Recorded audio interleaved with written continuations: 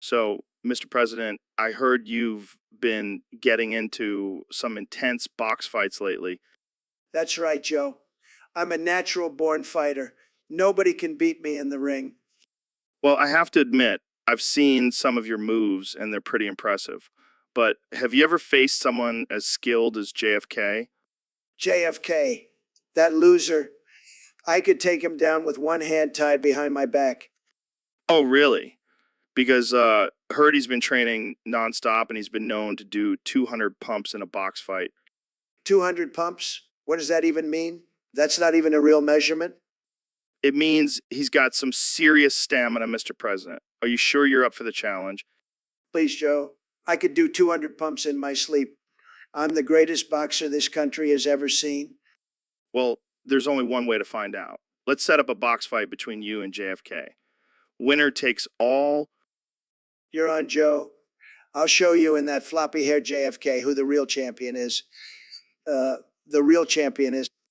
All right, folks, you heard it here first. It's going to be the ultimate showdown between Trump and JFK in the box ring. Stay tuned for the epic battle. And don't forget to tune into my new podcast, The Trump Train, where I'll be discussing all things boxing and politics. It's going to be huge. So, Mr. Beast, I heard you're a big fan of the Joe Rogan artificial intelligence video. Oh yeah, man. I've been watching that thing on repeat. It's like my version of Ask Mr. That's wild. What's your favorite part? Definitely when the artificial intelligence talks about the Ghost Blade. That thing is no joke. Ghost Blade? What's that? It's this legendary sword in a video game. I've been trying to get my hands on it for years.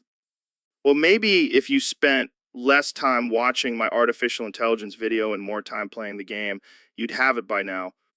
Hey, I gotta have my priorities straight. But seriously, I would love for the artificial intelligence to talk about me like it talks about that Ghost Blade. You want to be a legend like the Ghost Blade? Absolutely. I mean, I already have a cult following, but being mentioned in the artificial intelligence video would take it to the next level. Well, I'll have to talk to the artificial intelligence and put in a good word for you. Yes, that would be amazing. I'll even send you a signed dollar bill as a thank you. Deal. But seriously, I think you're well on your way to becoming a legend in your own right. Thanks, Joe. That means a lot coming from you. Keep doing what you're doing, man. You're making a positive impact. So, Mr. Beast, I heard you cried recently. What's that all about? Oh man, let me tell you, I was scrolling through Twitter and I saw this tweet from a developer who worked on Yanderu Simulator. Yender Simulator. What's that? Some kind of dating sim? No, it's this game where you play as a crazy high school girl who's obsessed with this guy. But that's not the point. The point is, this developer was talking about how he saw the code for the game and it was a hot mess. Sounds like a real nightmare. Exactly. And this poor guy had to work on it for years. Can you imagine the frustration? I can't even imagine. I mean, I get frustrated when my computer takes more than 5 seconds to load. Right? And this guy had to deal with lines and lines of messy code. It's a tragedy, man. Well, at least he's finally free from that torture. Yeah, but it still breaks my heart. I just want to give that developer a big hug. I think we all do, Mr. Beast. I think we all do. So, Mr. Beast, I heard you wanted to talk about something interesting today. Oh yeah, Joe, I've been dying to tell you about this. All right, let's hear it. Well, I've been thinking a lot about your bald head lately. My bald head. What about it? I just can't stop thinking about running my fingers through it and making love to it. What the hell, man? I'm serious, Joe. Your head is like a smooth, shiny canvas, and I just want to paint it with my love. This is getting weird, Mr. Beast. But think about it, Joe. We could make a viral video out of it. Mr. Beast makes love to Joe Rogan's bald head. Yeah, because that's exactly what I want to be known for. Come on, Joe. You know you want to be a part of it. We'll get millions of views and make history. I don't know, man. I think I'll stick to talking about DMT and aliens on my podcast. Fine. But just know that you're missing out on a once-in-a-lifetime opportunity. Thanks for the offer, Mr. Beast, but I think I'll pass. Suit yourself. I'll just have to find another bald head to make love to. Jamie, pull up an image of a bald eagle for inspiration. So, Mr. Beast, what's been going on in your world lately? Oh, just my usual shenanigans. But I've got a new plan in the works. Oh, yeah. What's that? I'm gonna take Shrek's fat guy and send it to Ohio for Chris to have. What the hell, man? That's absurd. I know, right? But hear me out. Chris is a huge Shriek fan, and he's been wanting to visit Ohio, so I figured why not combine the two? This is some next level trolling. But how are you gonna get Shrek's fat guy at? Well, I've been training the art of ogre hunting. I've also hired a team of experts to help me. Of course, because hunting mythical creatures is totally normal. Hey, it's all in the name of entertainment. And think about the views I'll get on YouTube. True, true. What about Shrek? Is he gonna be okay with this? Oh, I've already talked to him. He's totally on board. He's even gonna let me borrow his donkey for the trip. This is insane, man. But I have to admit, I'm intrigued. That's the goal. Gotta keep things interesting for my fans. Well, I can't wait to see how this all plays out. Jamie, pull up an image of Shriek's fat guy at. So, Elon, I heard you're working on a new project to colonize Mars. Yeah, it's going to be epic. We'll have a whole new planet to mess up. But what about all the Martian creatures? Are you going to be like Avatar and just bulldoze their homes? Nah, man, we'll just send them to Earth. We could use some new species here. Oh, right? Because we don't have enough problems already. Let's just add some alien creatures to the mix. Hey, it'll spice things up. Plus, think of the tourism opportunities. Yeah, I can see it now. Come to Earth, where you can see real life Martians in their natural habitat. And we can charge extra for the ones that can breathe fire. Oh, right. Because we definitely need more fire breathing creatures on this planet. Hey, it's all about innovation and pushing boundaries. Yeah, I can see that. Next thing you know, we'll have a Jurassic Park situation on our hands. Hey, as long as we can make some money off it, I'm down. Oh, right. Because that's always been your top priority. Hey, gotta fund my Mars project somehow. Well, I can't wait to see how this all plays out. Thanks for coming on the show, Elon. Anytime, Joe. Just make sure to save me a spot on your Mars colony. So, Mr. Beast, I heard you've been studying the art of war lately. Yeah, man, I've been reading Sun Tzu's book. It's got some crazy strategies in there. Like, what? Well, for example, he says all warfare is based on deception. So I've been tricking my opponents into thinking I'm weak when really I'm a beast. That's some next level stuff. But what about your left ear? I heard you've been listening to the Team Fortress 2 soundtrack on 2x speed. Oh yeah, that's my secret weapon. The fast-paced music gets me hyped up and ready to dominate. I can see it now. You charging into battle with your right ear strategizing and your left ear blasting tunes. Exactly. And Sun Tzu also said the supreme art of war is to subdue the enemy without fighting. So I just distract them with my sick beats.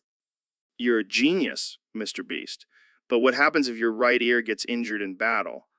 No worries, I have a backup plan. I'll just switch to listening to Eye of the Tiger on repeat with my left ear. That's some serious dedication. I think we should start a new trend of using music as a weapon in warfare. Hey, whatever works, right? Absolutely. And with your combination of ancient strategies and modern tactics, I have no doubt you'll be unstoppable. Thanks, Joe. I'll make sure to give you a shout out in my next video. Now, that's what I'm talking.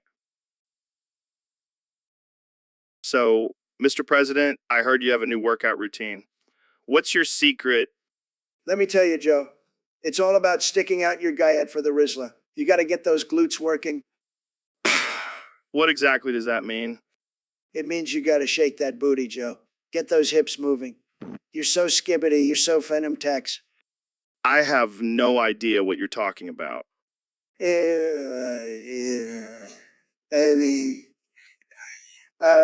Trust me, I know trends. And let me tell you, my guyette has never looked better. I'm not sure I want to picture that. Oh, come on, Joe.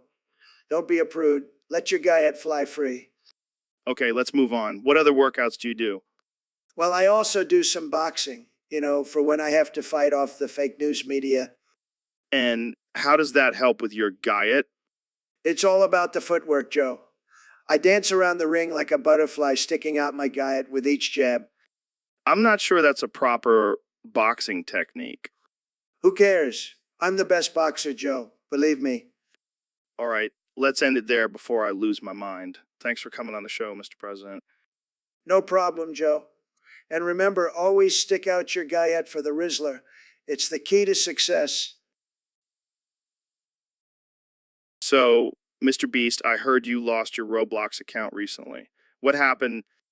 Oh man, it was a disaster. I was trying to get some free Robux and I put my password in this sketchy Roblox game. You fell for one of those scams. I thought you were smarter than that. Hey, I was desperate for some Robux, but now I'm locked out of my account and all my hard-earned virtual items are gone. That's rough. But hey, at least you have your real life riches, right? Yeah, but it's not the same. I had a castle made out of bacon on that account. A bacon castle. That's next level. Maybe you can build a real one with all your YouTube money. Maybe I will. But seriously, kids, don't fall for those scams. It's not worth losing your account. Wise words from Mr. Beast. So, what's your new Roblox username gonna be? Well, I was thinking Bacon Castle 69, but I'm open to suggestions. I think that's perfect. And hey, if you ever need some Robux, just hit me up. I know a guy who knows a guy. Thanks, Joe. I'll keep that in mind. So, Mr. President, I gotta ask, how's life been treating you since leaving the White House? And Let me tell you, Joe, it's been a wild ride. I've been living my best life playing golf and tweeting up a storm. Brain rot terms, baby. brain rot terms. What does that even mean? It means I'm living in a constant state of absurdity and unhingedness. It's like being on a never ending roller coaster of nonsense. Well, that doesn't sound too different from your time in office. Hey, I take offense to that. I was a very stable genius, the best president ever. Believe me. Hmm. Sure.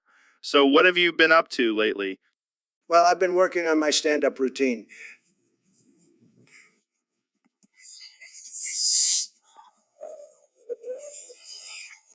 That's a good one. But seriously, what about politics? Are you planning on running again in 2024? You know, Joe, I'm like a boomerang. I always come back. And this time I'll make America even greater. Believe me. I don't know if America is ready for round two of brain rot terms. Oh, they'll love it. It's what they want, believe me. They can't get enough of me. Well, I can't argue with that. It seems like we're living in a world of brain rot terms these days. That's right, Joe. And I'm the king of brain.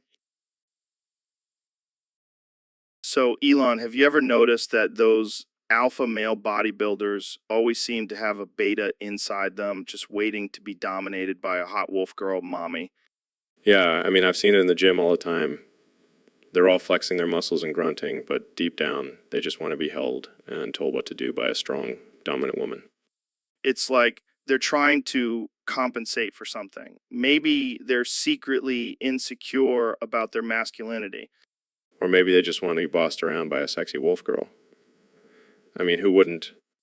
I can just imagine one of those bodybuilders, all pumped up and oiled up, crawling on all fours and howling for their wolf mommy. And then she just pounces on them and takes control. It's like a primal power dynamic.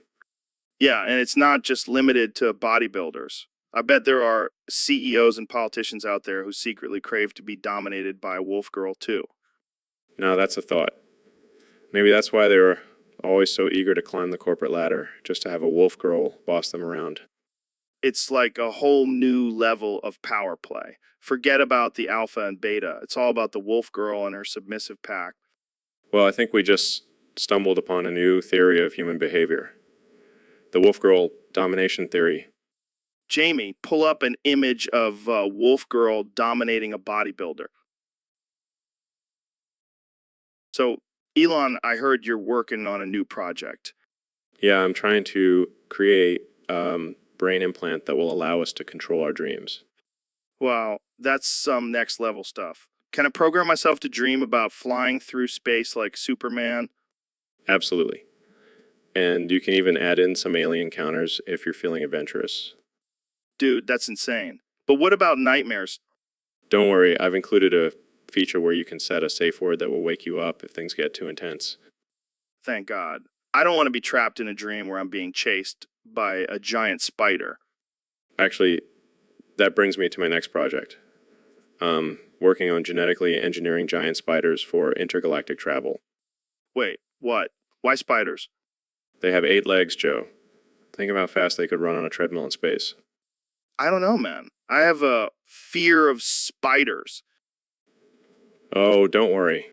We'll create mini version for you to ride on. It'll be like your own personal spaceship.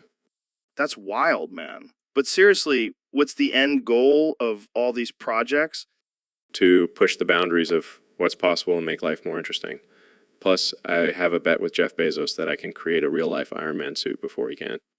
Well, I know who I'm rooting for. Keep being a mad scientist, Elon. Will do, Joe. Will do.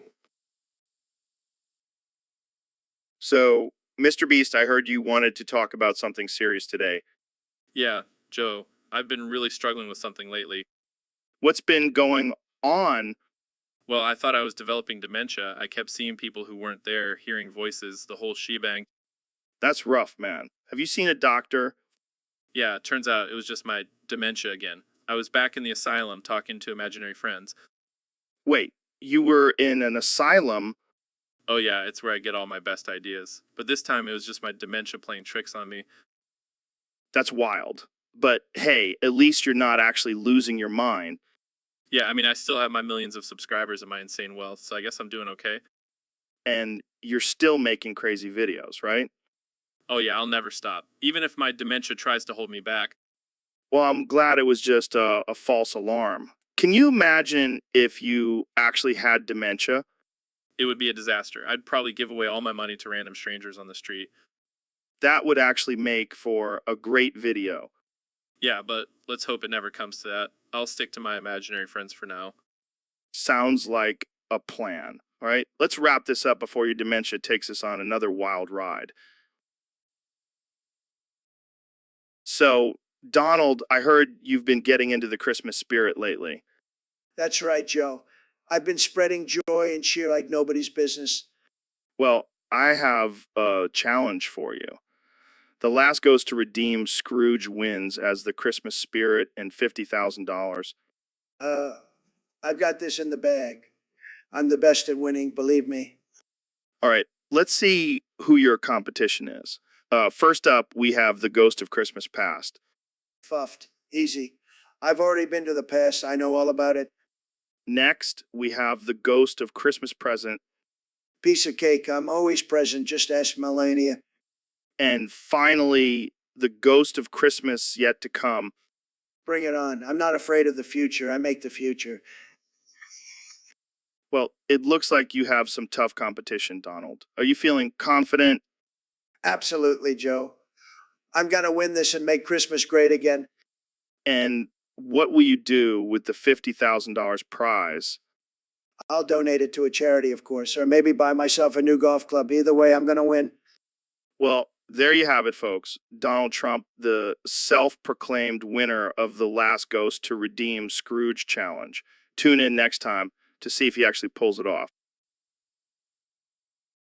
So, Elon, I saw you tweeted something about men being obsolete.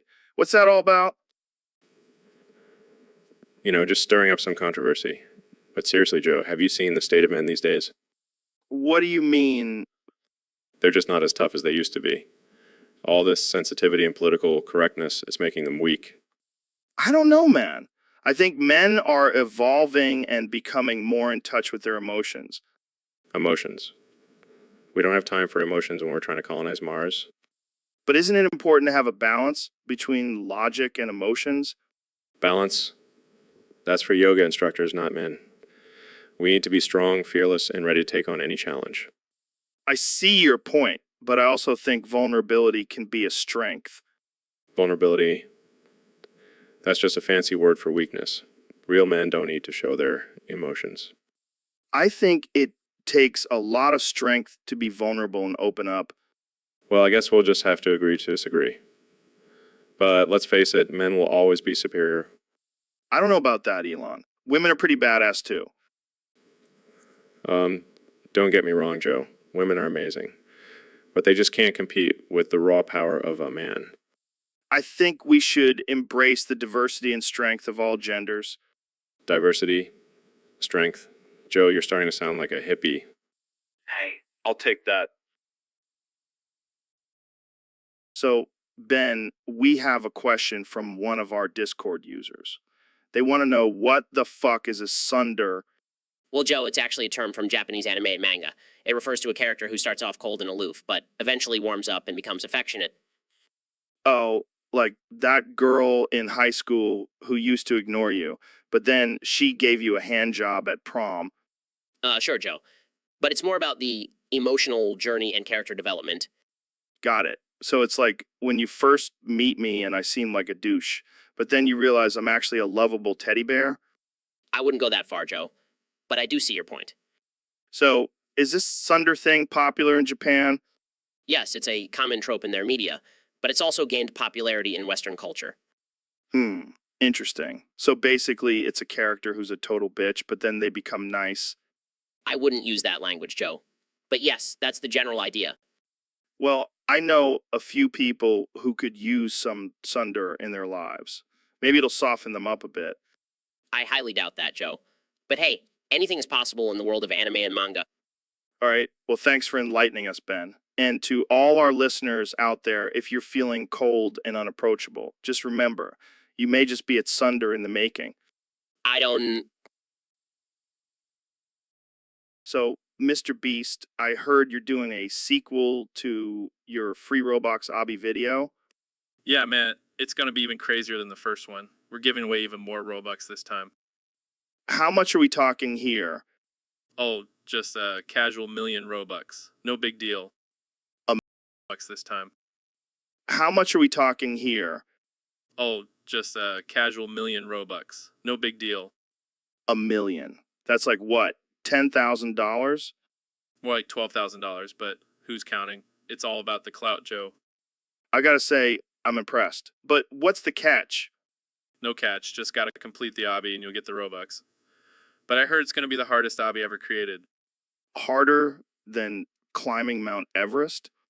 Oh yeah, and you might have to fight off a few dragons too. Dragons. I'm in. When does this obby drop? Next week, but you better start training now. I don't want you passing out from exhaustion on the first level. Challenge accepted. I'll see you on that obby, Mr. Beast.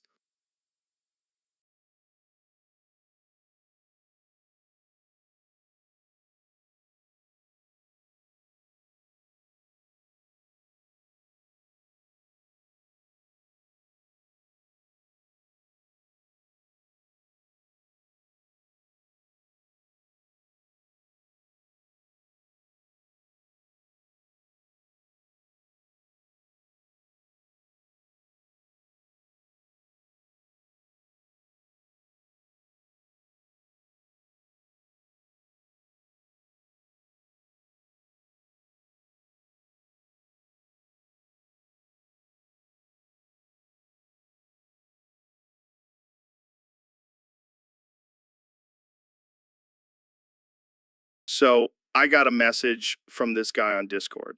His username was Daxenon. Dexanon sounds like a fucking deodorant brand. Yeah, well, this guy is so fucking white. He's whiter than the cum I put inside his grandmother. Holy shit, that's white. I mean, this guy's skin is so pale, I could use him as a flashlight in a dark cave. I bet he gets sunburned just from looking at a light bulb. And, you know, what's even whiter than him? His personality. Oh, man, I bet he's got a playlist on Spotify called Vanilla Vibes. I wouldn't be surprised if he puts mayonnaise on his cereal. Or if he thinks ranch dressing is a spicy condiment. But hey, at least he's got one thing going for him. What's that? What's that? He's got a big dick. Wait, what? Yeah, I mean, he's got to compensate for all that whiteness somehow. Well, I guess we can give him that. Seriously, Dexanon, if you're listening, go get some sun, man. It's good for you. And maybe try some hot sauce while you're at it. So, Elon, I heard you're working on some new technology that can turn people into swag messiahs. Yeah, it's my latest project. The world needs a new savior, and what better than a swag messiah with 10 red crosses on his topic? 10 red crosses. That's intense. Oh, it's not just for show. Each cross represents a different level of swag. The more crosses, the higher the swag level. I gotta admit, that's pretty badass. But what does the swag messiah actually do? He spreads the gospel of swag, of course. He's like the Pied Piper of coolness, leading the masses to a life of awesomeness. And how do you become a swag messiah?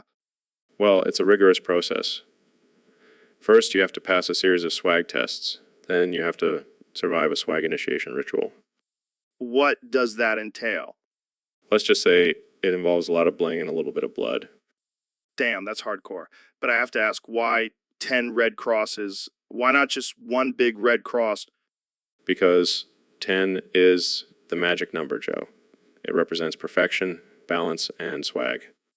I can't argue with that logic. But what if someone fails the swag test or doesn't survive the initiation? Then they're just not swag enough. The swag messiah must be the epitome of coolness, and only the strongest and most stylish can handle it. So, Elon, we have a question from some guy in the YouTube live chat. He wants to know what? What the hell is wagat? Is that some new slang term I'm not aware of? I have no idea, man. Maybe it's some secret code for a new Tesla feature. Yeah, our cars can now turn into hats. Revolutionary stuff. Or maybe it's a typo and he meant to ask, what are you wearing, Elon? Just my usual tinfoil hat to keep the government from reading my thoughts. Classic Elon. But seriously, what do you think what could possibly mean? Who knows, man? Maybe it's some new strain of weed. You know, like what's good hat? Now that's a strain I would definitely try. What, Kush. We should trademark that before someone steals it. But in all seriousness, maybe this guy just needs to learn how to spell. It's what, Wow, what a concept. Mind blown. well, I think we've successfully dissected the mystery of Wagat. Thanks for joining us, Elon. Anytime, Joe. And remember, kids, always wear your tinfoil hats. So, Elon, I heard you're having some financial troubles.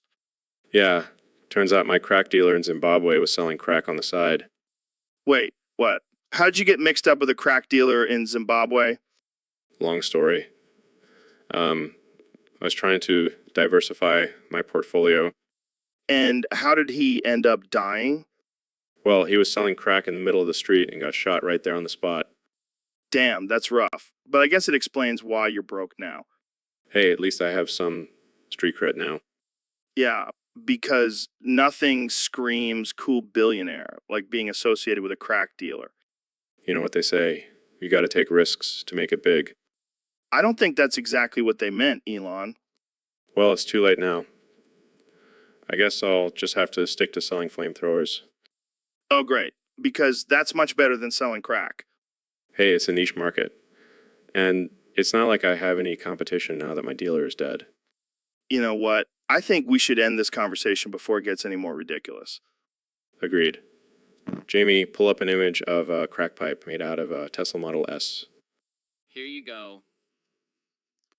And on that note, thanks for tuning into the Joe Rogan Experience, where we talk about everything from crack dealers to flamethrowers. See you next time.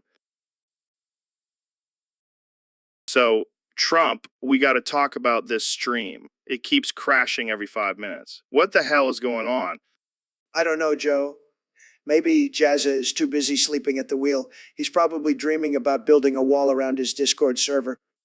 Oh man, that's a good one. But seriously, we need to get this fixed. People are missing out on our brilliant conversation. I know. It's a disgrace. I mean, I have the best words, the best ideas, and the best guests. People need to hear us.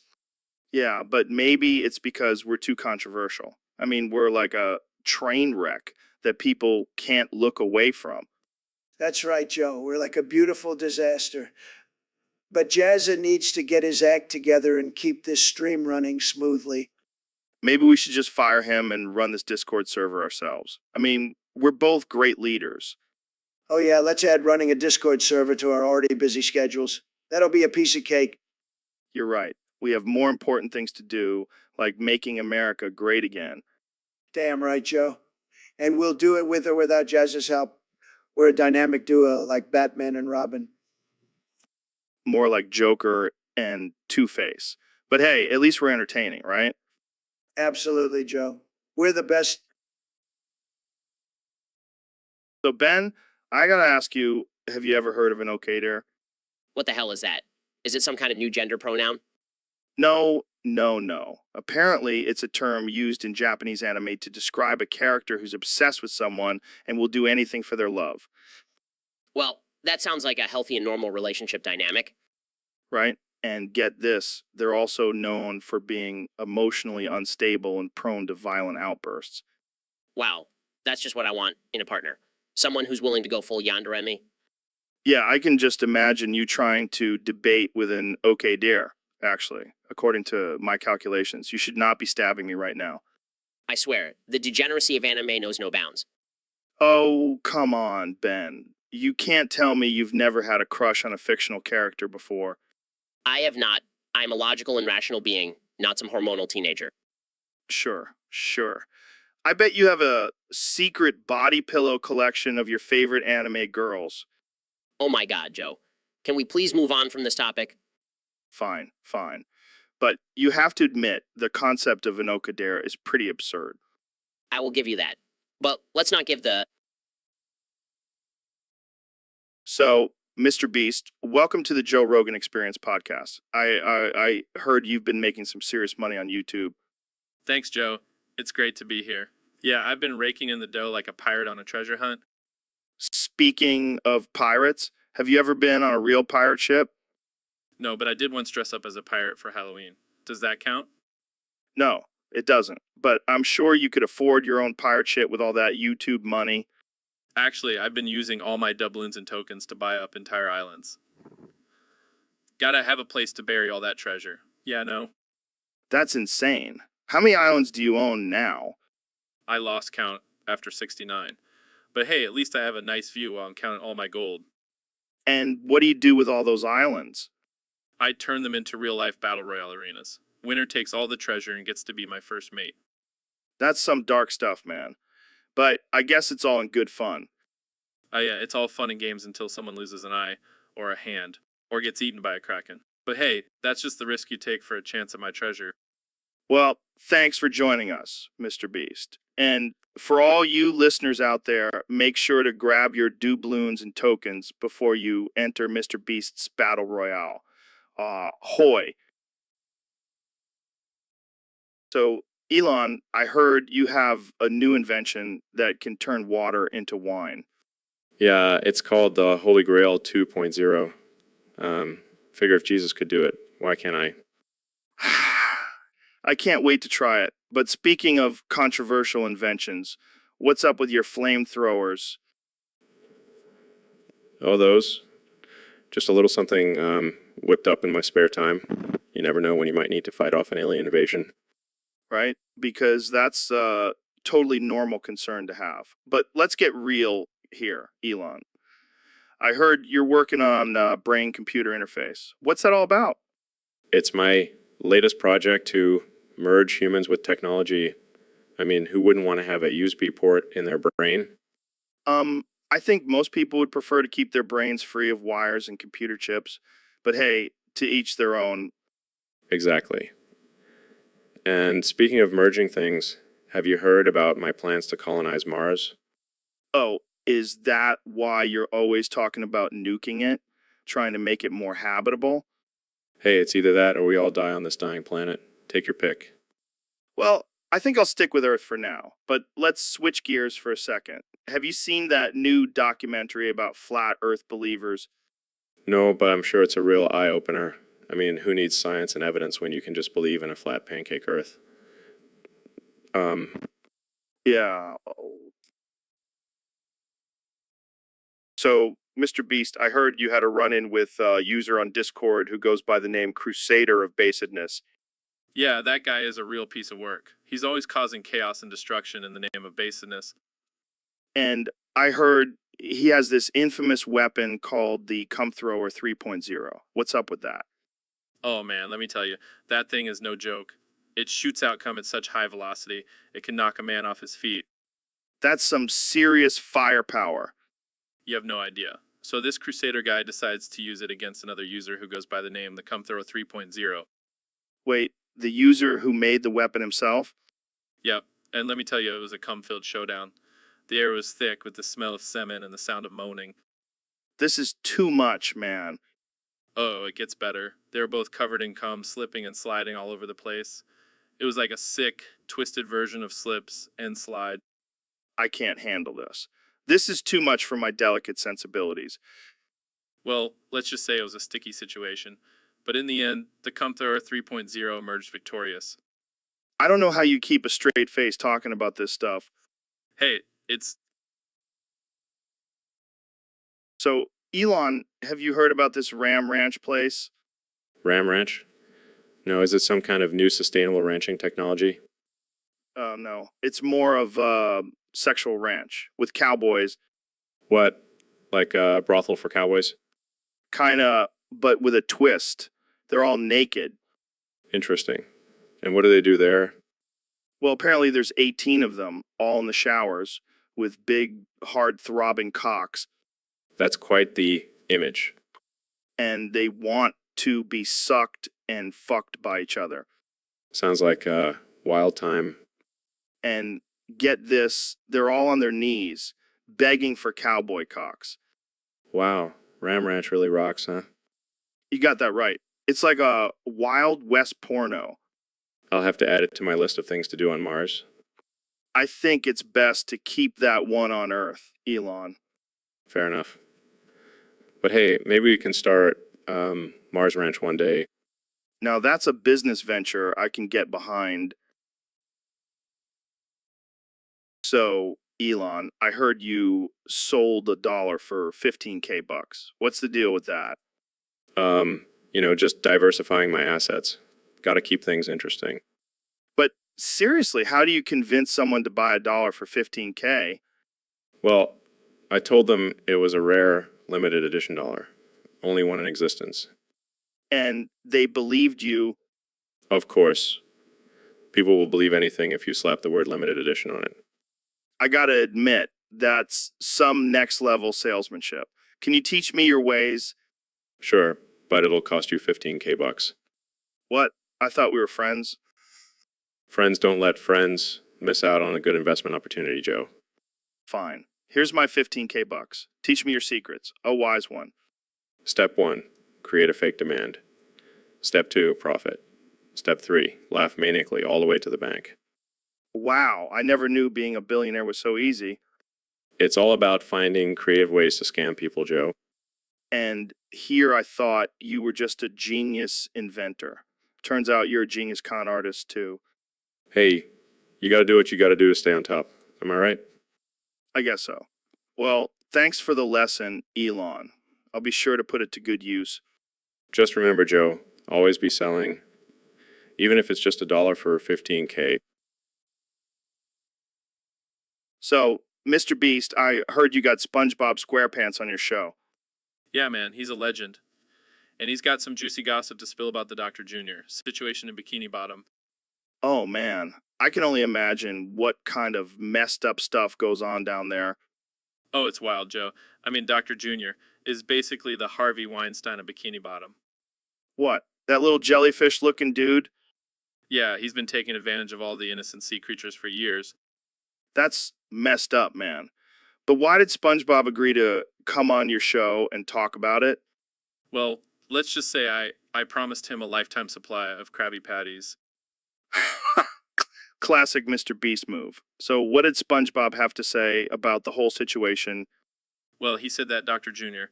would lure in unsuspecting fish with promises of fame and fortune and then trap them in his lab for his twisted experiments. Damn, that's dark. But why didn't anyone speak up about it before? Apparently, Dr. Jr. had some kind of blackmail on everyone in Bikini Bottom. But now that it's all out in the open, justice will be served. Well, I'm glad SpongeBob had the courage to come forward and expose this sicko. Yeah, and now we can all sleep soundly knowing that Bikini Bottom is a little safer thanks to SpongeBob's bravery. And thanks to your Krabby Patty. So, Mr. President, what have you been up to since leaving office? Well, I've been busy creating a cum tornado toward Mexico. Um, excuse me, That's right, Joe. I'm going to make Mexico pay for it too. how exactly are you planning on doing that? I've got a team of scientists working on it. We're going to harness the power of my, man juice and unleash it on Mexico. That's insane. It's going to be huge, Joe. The biggest cum tornado you've ever seen. And Mexico is going to pay for it, believe me. I don't even know what to say to that. Just wait until you see the size of this thing. It's going to be tremendous. I don't think Mexico is going to be too happy about this. They'll thank me later, Joe.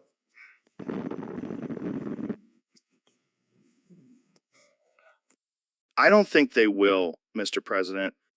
Well, they better.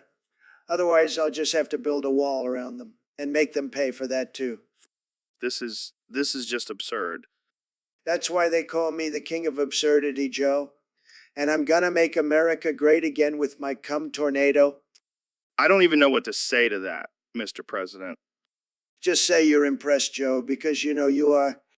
I think I'll just end this episode here. Thanks for joining us, folks. And remember, Mexico is gonna pay for my cum. So, Elon, did you see the topic that someone just submitted on Discord? Apparently, they think listening to our podcast is giving them ear cancer. Well, that's just ridiculous. I highly doubt our voices are causing any sort of cellular mutation in our listeners. Yeah, because we all know how soothing and calming our voices are. Hey, speak for yourself. I've been told I have a voice like a robotic angel. More like a robotic demon. But seriously, do you think we should warn people about the potential side effects of listening to us? Nah, let natural selection take its course. If they can't handle our banter, they don't deserve to be part of the gene pool. Fair point. But maybe we should start adding a warning label to our podcast. Listening to Joe Rogan and Elon Musk may cause ear cancer. Or maybe we can just add some subliminal messages that brainwash people into buying Tesla cars. And then we can use the profits to fund our own research on ear cancer caused by podcasts. Now that's some next level thinking. We'll be rich and famous for curing a disease we caused. I can see the headlines now. Joe Rogan and Elon Musk, the dynamic duo of ear cancer and cure. I can already feel the Nobel Prize slipping through our fingers. Well, at least we'll have a good story. So, Elon, have you heard about this new invention called the Cum Thrower 3.0? Oh yeah, I've heard about it. It's like a super soaker, but instead of water, it shoots out cum. And apparently, this guy Sticking used it to turn the entire human population into gay. That's ridiculous. How does cum have the power to change someone's sexual orientation? I don't know, but I'm starting to feel a little funny down there. Oh no, Joe. The cum thrower 3.0 is turning you gay. Shut up, Elon. But seriously, this is some crazy shit. Yeah, it's like a real life version of that movie Inception, but instead of planting ideas in people's minds, it's turning them gay. And I thought my weed-induced thoughts were wild. Maybe we should get our hands on one of those cum throwers and have some fun. Oh yeah, let's go turn the whole world, guy. That'll show them. We'll be like the Pied Pipers of the LGBTQ plus community. I can already see the headlines. Joe Rogan and Elon Musk, the gayest duo in history. And we'll have our own theme song, Cum Thrower 3.0, making the world gay one squirt at a time. Oh man, this is getting out of... So Neil, I heard you almost said the N-word on a recent podcast. What happened there? Oh man, it was a close call. I was talking about how I'm the ultimate thug shaker, with my science knowledge and all that. Yeah, you're a real gangster, Neil. But then I remembered I have competition. Your obese mother, Joe. Oh man, she's a force to be reckoned with. But seriously, you almost said the N-word. Let's just say I have some repressed feelings towards Bill Nye. Oh my God, Neil. That's dark. I'm just kidding, Joe. But seriously, I'm the ultimate thug shaker. I can drop some sick rhymes and equations at the same time. Damn, that's some next level thug life. And let's not forget, I have a PhD in astrophysics. I'm basically gangsta in the universe. I can just imagine you rolling up to a party in your lab coat, dropping some sick beats. Oh yeah, I bring the party to a whole new level. And your mom better watch out, Joe. I'm coming for her thug crown. This is getting out of hand. But seriously, let's not forget about your almost slip up with the word.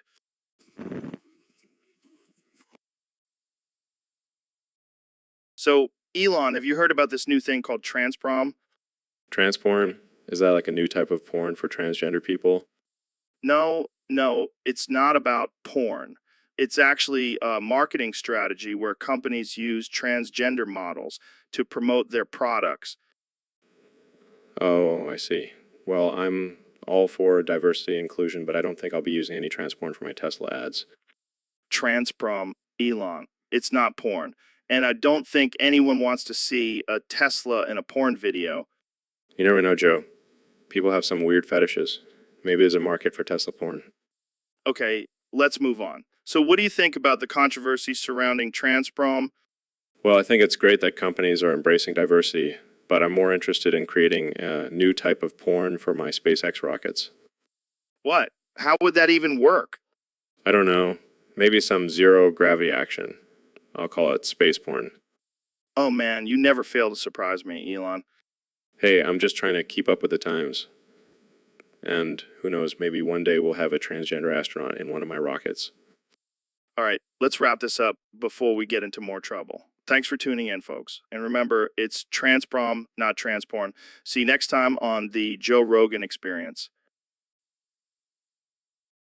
So, Elon, did you hear about that woman who sells seashells on the seashore? Yeah, I heard she's making a killing. But I bet she's going to be out of business soon. Why's that? Well, according to the law of supply and demand, the value of those shells is going to plummet. No one's going to buy a shell when there's a million of them lying around in the sand. Damn, that's some deep economic analysis. But you know what they say, she sells seashells by the seashore, but soon she'll be poor. That's dark, Joe. But seriously, who's buying these shells anyway? Are they using them for decoration or something? I have no idea, but I bet they're not thinking about the long-term consequences of their purchase. Yeah, they're probably just like, oh, this shell looks pretty, I'll buy it. But little do they know they're contributing to the downfall of the seashell market. It's a real tragedy, Elon. We should start a fundraiser for that poor woman. Save the seashell seller. Or we could just buy all the shells ourselves and create an artificial shortage. Then we can sell them at a higher price and make a profit. Now that's some shady business tactics, Elon. I like it. Hey, when it comes to making money, I don't mess around. And neither does Mother Nature. Looks like she's going to put that seashell seller out of business with her supply and demand laws. So, Neil, how's it hanging? Not too great, Joe. I'm in pain. What? Why? You circumcised me before the podcast. Oh, shit. My bad. I was just trying to make sure you were on your toes for this one. Well, now I'm on my toes and my dick is throbbing. Sorry, man. I didn't mean to hurt you. But hey, at least you'll have a good story to tell.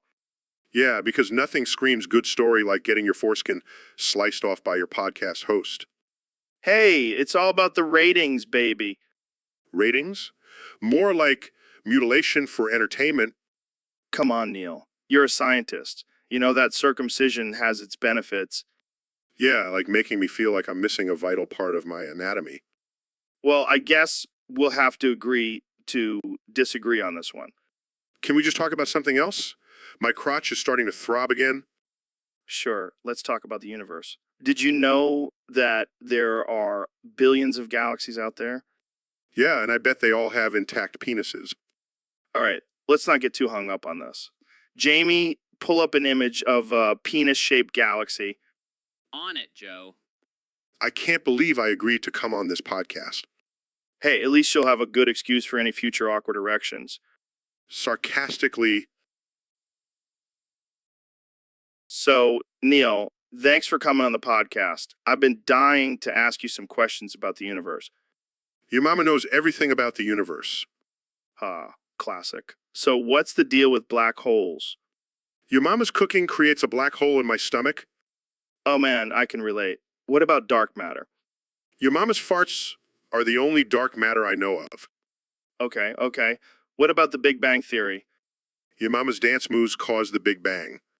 I can see that. How about aliens? Your mama is the queen of the aliens. They all bow down to her. That's wild. And what about the multiverse theory? Your mama has her own multiverse, with different versions of herself ruling each one. Damn, your mama is a powerful woman. Indeed, she is, Joe. Your mama is the ultimate force in the universe. Well, I think we've covered everything. Thanks for joining us, Neil. Anytime, Joe. And remember, your mom is the answer to all of life's mysteries. So, Mr. Beast, have you ever laughed so hard that your abs hurt?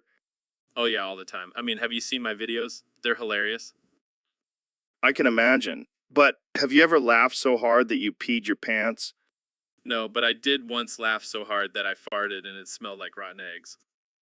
That's disgusting. But, you know, what's even more disgusting? The fact that we're talking about this on a podcast. I know, right? But hey, that's what makes us unique. We're not afraid to talk about the real stuff. Yeah, like how sometimes when I'm high, I laugh so hard that I think I'm gonna die. I can relate to that. But you know what's even funnier? When people try to tell me my videos are scripted. Yeah, because who in their right mind would script farting and peeing their pants? Exactly. And speaking of peeing, have you ever tried peeing while doing a backflip? No, but I have peed in a cup while interviewing Elon Musk. Now that's a story I want to hear. But seriously, laughter is the best medicine. Oh man, I think I just pulled a muscle in my stomach from laughing so hard. Well, at least you... So, Elon, I gotta ask you, would you rather have a submissive cat femboy or a dommy mommy wolf girl? Joe, you always bring the most absurd topics to the table. Hey, I like to keep it interesting. So, what's your pick? Well, as a man of science, I have to weigh the pros and cons. A submissive cat femboy would be low maintenance and obedient, but a dommy mommy wolf girl would bring a whole new level of excitement to the bedroom. Oh man, I can just imagine you and Grimes role playing as a wolf girl and her submissive cat femboy. Now, that's an image I don't think Jamie should pull up. Joe up. Yeah, let's spare our listeners that mental image. But seriously, which one would you choose? I think I have to go with the dommy mommy wolf girl. I like a challenge, and I think she would keep me on my toes. I can see it now. You trying to negotiate with a wolf girl who just wants to dominate you. Hey, I'm not afraid of a little domination. Plus, it's all about balance in a relationship. Well, I think we've officially gone off the deep end with this topic. That's what makes our conversation so entertaining, Joe. All right. Well, I think we'll leave it at that.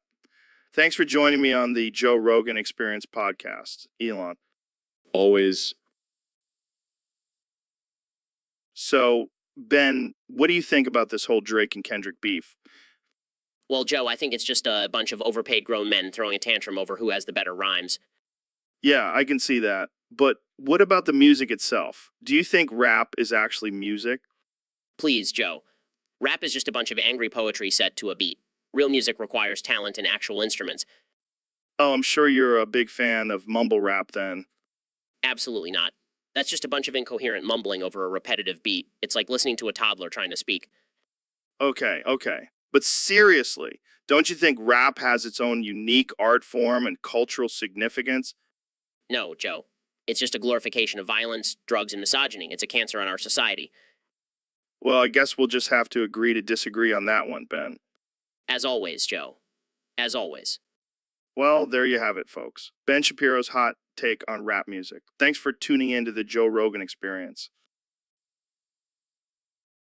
So, Elon, what's been on your mind lately? Well, I've been listening to a lot of oldies music lately, and I can't get the lyrics to Buddy Holly out of my head. Oh, yeah. Sing it for us, buddy.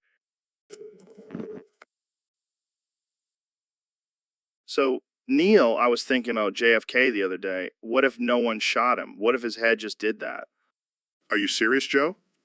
That's some next level conspiracy theory. No, hear me out.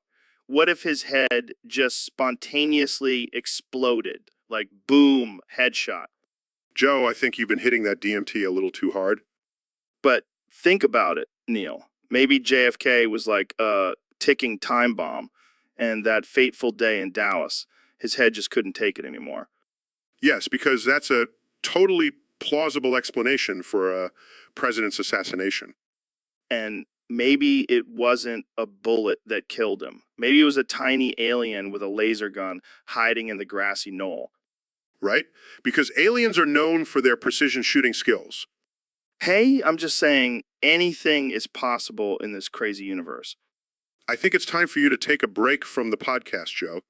Fine, but just imagine the ratings if we had an alien as a guest. I think we've hit a new low, Joe. But seriously, let's stick to the science, okay? Yeah, I'll leave the conspiracy theories to Eddie Bravo. So, Neil, I used to be a beatboxer back in the day. Really? I find that hard to believe, Joe. You don't strike me as the beatboxing type. Oh, I am. In fact, I challenge you to a beatboxing battle right here, right now. Joe, I'm a scientist, not a beatboxer. Come on, Neil. Don't be a chicken. I'll even let you go first. Fine. That's cute. But check this out. Okay. Not bad, Joe. But can you do this?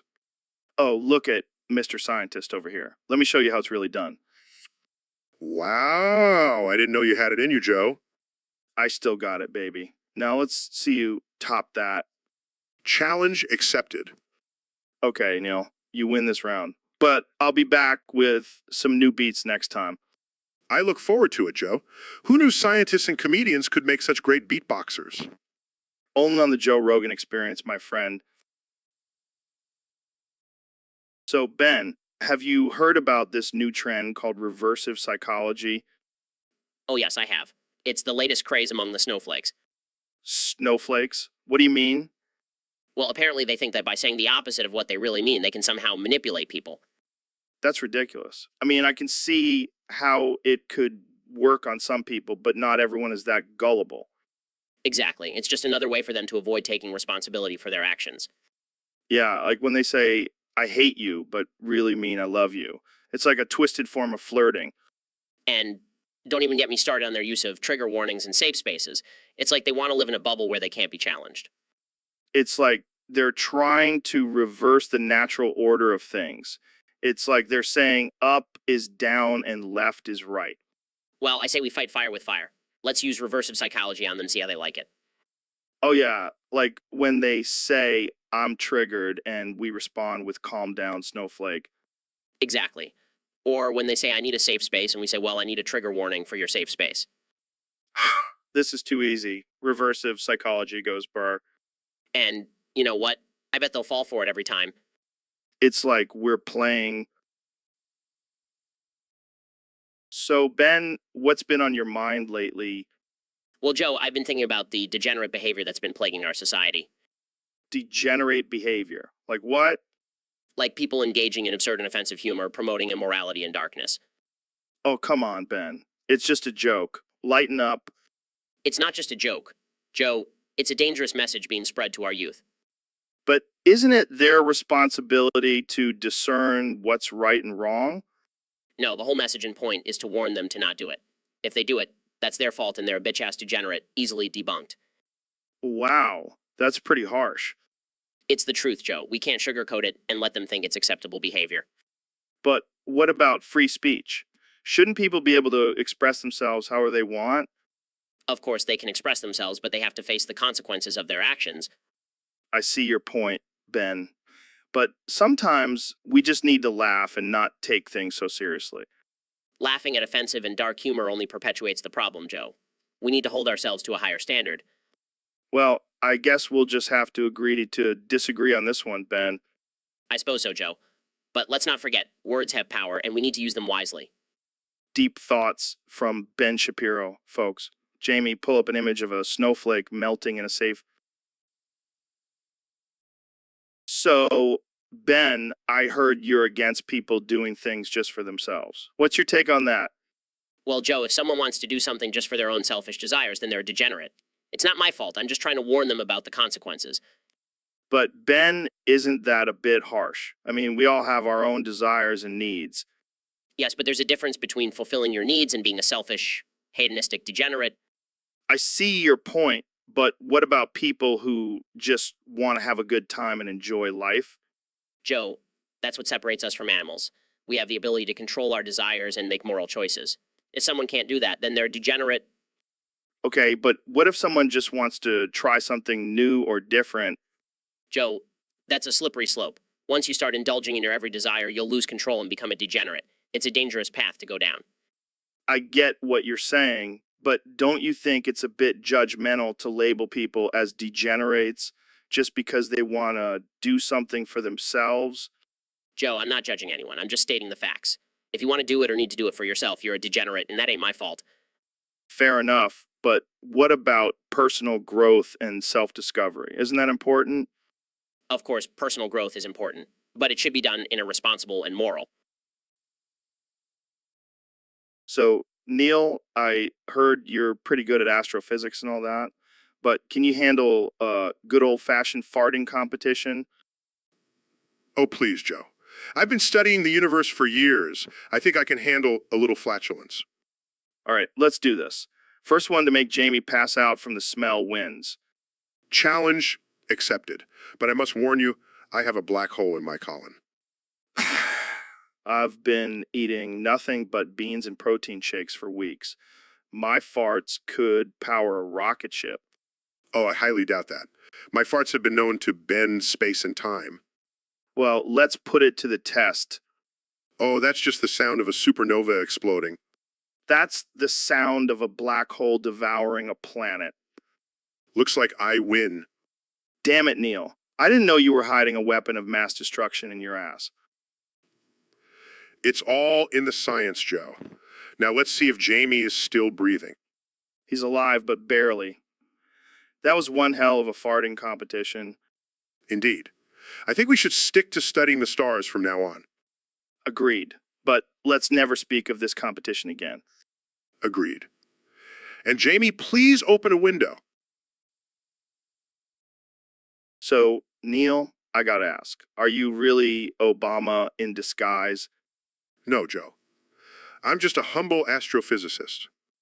Are you sure? Because you kind of look like him. And you know what? I hated his presidency. Oh, really? What did you like about it? Everything. The economy, the healthcare, the foreign policy, and don't even get me started on his tan suit. Wow, Joe. Thanks for sharing your well-informed and nuanced political opinions. Hey, I'm just speaking my truth. And I'm pretty sure you're just Obama trying to hide from all the criticism. Well, I'm sorry to disappoint you, Joe. But I'm just a black hole of knowledge, not a former president. Oh, great. Another black hole in the White House. Thanks, Obama. You know, Joe, you should really consider a career in stand-up comedy. Oh, wait, you already have one? Yeah, but I'm not as smart as you, Neil. I can't just spew out random facts about space and make it sound interesting. Oh, I'm sure you could if you tried. But I guess it's easier to just stick to talking about DMT and Bigfoot. Hey, don't knock my interests. They're way more fascinating than politics. Right? Because who cares about the state of the world when we can talk about imaginary creatures and hallucinogens? So, Mr. Beast, I heard you've been exploring some new interests lately. Yeah, I've been really getting into the femboy scene. A femboy, huh? That's interesting. So, you like to dress up in women's clothing? Oh yeah, I love it. It makes me feel so sexy and submissive. Well, I can't say I'm surprised. You always did seem like the type to enjoy a good spanking. Oh, you have no idea. I love being dominated by a strong man like you, Joe. Well, I am pretty dominant. But I gotta say, I never would have guessed you were a femboy. Yeah, I guess I'm full of surprises. So, what's your favorite part about being a femboy? Definitely the outfits. I love wearing cute skirts and thigh-high socks. And the attention I get from guys like you, Joe. I can imagine. But let me ask you, do you have a safe word? No, not really. Well, we'll have to fix that. I don't want to accidentally hurt my little femboy. Oh, Joe, you're too much. Just wait until we get you in a maid outfit. Jamie, pull up an image of a sexy maid costume. Image pulled up. So, Mr. President, what's new with you? Well, Joe, I've been digging through some top secret files in the White House, and guess what I found? What? Another tax return? No, even better.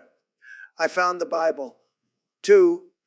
The Bible. 2. Is that like a sequel or something? No, it's the real deal. The original Bible was just the first draft. This one has all the juicy details. Juicy details. Like what? Oh, you know, the good stuff, like how I'm actually the chosen one and how I single-handedly saved America. I don't think that's in there. Well, it will be once I release it to the public. But there's a catch. Of course there is. I'll only release it if I win in 2024. So, it's like a bribe for votes? No, it's just a little incentive. And trust me, it's worth it. The Bible. 2 is a bestseller waiting to happen. I don't know, Mr. President. Sounds a little fishy to me. Fishy? Joe, you know what's fishy? The fact that I have to keep proving myself to these people. But with the Bible, 2, they'll have no choice but to believe in me. Well, I guess we'll just have to wait and see if you win in 2024. Oh, I'll win. And when I do... So, Neil, I heard you have a new way of communicating. You can only speak in lyrics from Hood Gone Love At by J Rock. Yeah, man, it's my new way of expressing myself. I'm tired of using big words and scientific jargon. Well, let's hear it then. I'm from the jungle with the lions and gorillas, where the only thing we know is how to kill a motherfucker. Oh, God, this is gonna be good. I'm a king, I'm a ruler, I'm a god, I'm a master, I'm a shooter, I'm a bastard. Wow, I didn't know you had such a way with words. I'm a beast, I'm a monster, I'm a menace, I'm a threat, I'm a killer, I'm a vet. I think I'm starting to understand the universe a little better now. I'm a pimp, I'm a player, I'm a G, I'm a dun, I'm a gangsta, I'm a soldier, I'm a king, I'm a boss. Well, that's one way to communicate. I wonder what Stephen Hawking would say about this. I'm a winner, I'm a champion, I'm a king, I'm a god, I'm a legend, I'm a hero, I'm a star, I'm a boss. All right. We get it. So, Mr. Beast, I heard you have a new challenge where you drink your own piss for 24 hours straight. Yeah, it's called the Piss Your Way to Fame Challenge. Whoever can chug the most piss in 24 hours wins $100,000. Oh man, that's disgusting. But I guess it's worth it for that sweet cash prize. I know, right? And the best part is, I get to piss in the mouths of all the losers. Wait, what? That's messed up, man. Hey, it's all in good fun. Plus, it's great for my YouTube views. I don't think I can handle this conversation anymore. Oh, come on, Joe. Don't be such a prude. You know, you want to taste my golden nectar? No thanks. I'll stick to my elk meat and DMT. Suit yourself. More piss for me. This is definitely not what I expected when I invited you on the podcast. Well, you know what they say, Joe. Expect the unexpected. So, Mr. Beast, what's new in the world of YouTube? Well, Joe, I've been roasting some little kids lately. Oh yeah, what kind of roasting are we talking about here? Well, I recently came across this kid who enjoys doing the skibidi toilet dance. The what? You know, the one where you squat and pretend to use a toilet while making weird noises. Uh, gotcha. So what did you say to this poor kid? I told him, "You're so fucking ugly. The sun has its own ozone layer to protect itself against you." Oh my God, that's brutal. Hey, it's all in good fun. Plus, it's not like he'll understand the insult anyways. True, true. But still, that's pretty dark. Hey, I gotta keep my content edgy and offensive. It's what my fans love. Yeah, I can see that. But do you ever worry about taking it too far? Nah, I have a good sense of humor, and I know my audience does too. Well, I guess as long as everyone's laughing, it's all good. Exactly. Now, Jamie, pull up an image of a sun with its own ozone layer. Oh man, that's messed up. Hey, at least the sun is safe from that kid's ugliness now. All right, let's move on before we get in trouble. Agreed. Thanks.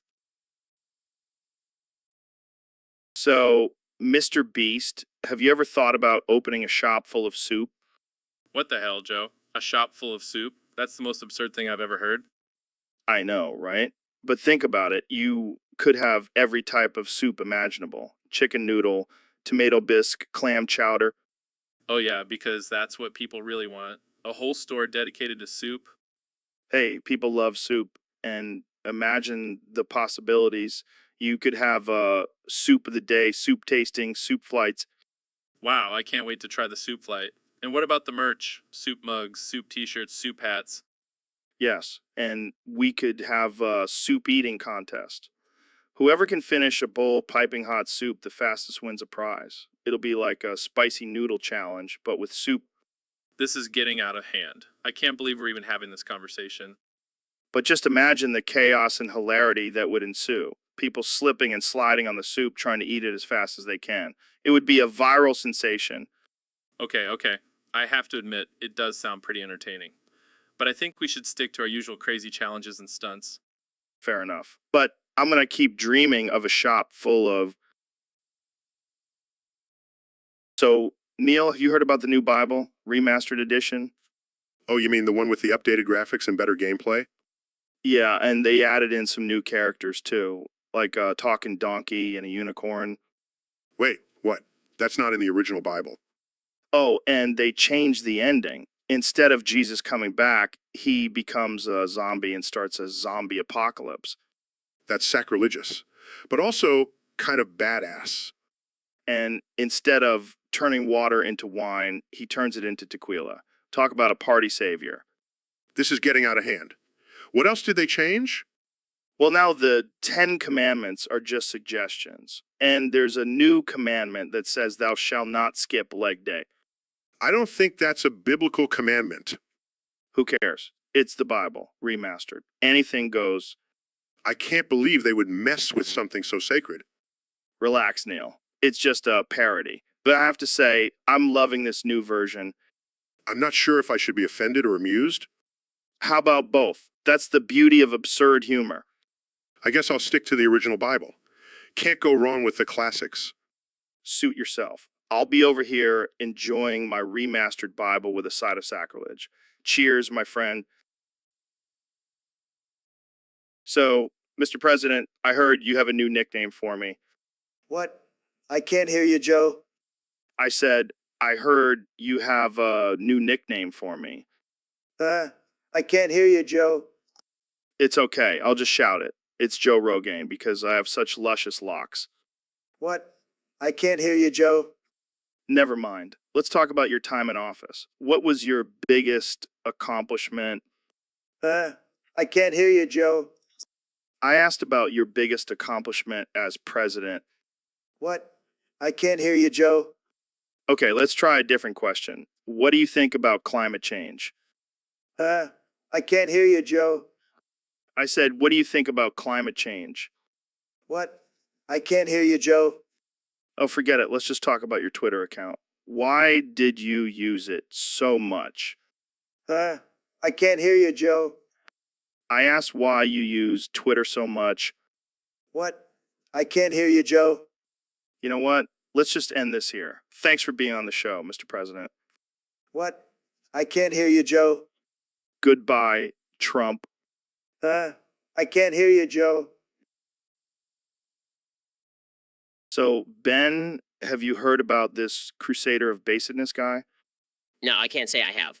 What's his deal? Well, apparently he's been outed for having a thing for goth mommy femboy feet. What the hell is that? I have no idea, but apparently it's a thing. And this guy is all about being based in traditional values and all that. Oh yeah, because nothing says traditional values like a fetish for goth mommy femboy feet. I know, right? I mean, I'm all for people being into whatever they're into, but this guy was really preaching about morality and stuff. Well, I guess he's just a walking contradiction. Or should I say, walking fetish? Good one, Ben. But seriously, how do you even find out you have a thing for goth mommy femboy feet? I don't know, maybe he stumbled upon some weird corner of the internet and just got sucked in. Jamie, pull up an image of goth mommy femboy feet. Oh. Sure thing, Joe. Here you go. Oh, God. What the hell is that?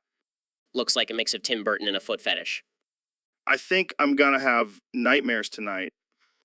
Maybe you'll dream about being a goth mommy femboy. So, Mr. Beast, I heard you recently watched that space movie from 1992. Yeah, man, that movie was wild. I mean, who knew aliens could be so sexy? What? Yeah, that alien babe was smoking hot. I'd let her probe me any day. Okay, moving on. What did you think about the special effects? Oh man, they were top notch. I mean, the way they made that spaceship look like a giant penis was just genius. Oh, God, I can't with you. But seriously, what did you think about the plot? Well, let's just say it was out of this world, pun intended. But seriously, that twist with the alien turning out to be the protagonist's long-lost lover. Mind blown. You're a sick man, Mr. Beast. Hey, at least I'm not the one who got turned on by a tentacle monster in that one scene. Okay, let's not give away too many spoilers here. Oh, come on, it's been almost 30 years. If people haven't seen it by now, that's their own fault. Fair point. But seriously, that movie was ahead of its time. Yeah, I mean, who knew back in 1992 we'd all be craving some alien lovin' in 2020? One, All right, let's end it there before we get too weird. too late, Joe. Too late. So, Elon, welcome back to the podcast. What's been going on in your world lately? Just launching rockets and making electric cars. The usual. Yeah, but I heard you've been getting into some trouble on Twitter. What's up with that? Oh man, don't even get me started. These people on Twitter are so sensitive. They can't handle a little joke or sarcasm. Yeah, I know what you mean. This cancel culture bullshit is out of control. Exactly. And don't even get me started on this chat. It fucking sucks. Oh man, you're not wrong. These people are always so uptight and easily offended. I mean, come on, can't we just have a little fun and not take everything so seriously? I couldn't agree more. But unfortunately, we live in a world where everyone is just waiting to be offended. It's like everyone has lost their sense of humor. Miss the good old days when we could joke about anything. Yeah, me too. But I guess we'll just have to keep pushing the boundaries and pissing people off. That's what I like about you, Joe. You don't give a fuck. And neither do you, my friend. Cheers to that. Cheers. Now let's go smoke some weed and talk about how we're going to colonize Mars. Sounds like a plan. Jamie, pull up an image of giant middle finger for all the haters out there. So, Elon, have you ever tried shoving your nuts inside someone's mouth? No, Joe. I can't say I have. Well, let me tell you, it's quite the experience, especially when it's someone like Kit Weston. Who the hell is Kit Weston? Oh, he's just this dumbass gay skittle I met at a pride parade. He loves having nuts shoved in his mouth. That's interesting. Yeah, he's a real freak. But hey, I'm not one to judge. I just love seeing the look on his face when I do it. I can only imagine. And you know what the best part is? He always says he loves it. Really? Really? Yeah, he's a real dumbass. But hey, as long as he's enjoying it, who am I to stop? Well, I guess everyone has their own preferences. Exactly. And Kit's preference is having my nuts in his mouth. Well, I'm glad you found someone who appreciates your unique talents. Thanks, Elon. Maybe you should give it a try sometime. I'll pass, but thanks for the offer. Suit yourself. More Kit Weston for me. I think I'll stick to sending rockets to Mars. Hey, to each their own. But trust me, nothing beats the feeling of shoving your nuts inside a dumbass gay Skittles mouth. So, Mr. President, I heard you recently got into the nut business. Yes, Joe Nuts, the best nuts in the world. Believe me, nobody has better nuts than me. I heard they're made from the finest ingredients, like the tears of liberals and the souls of immigrants. That's right, Joe. We spare no expense when it comes to our nuts.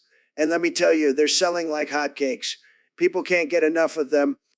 Well, I have to admit, I tried some and they were pretty good. But I have to ask, what's your secret ingredient?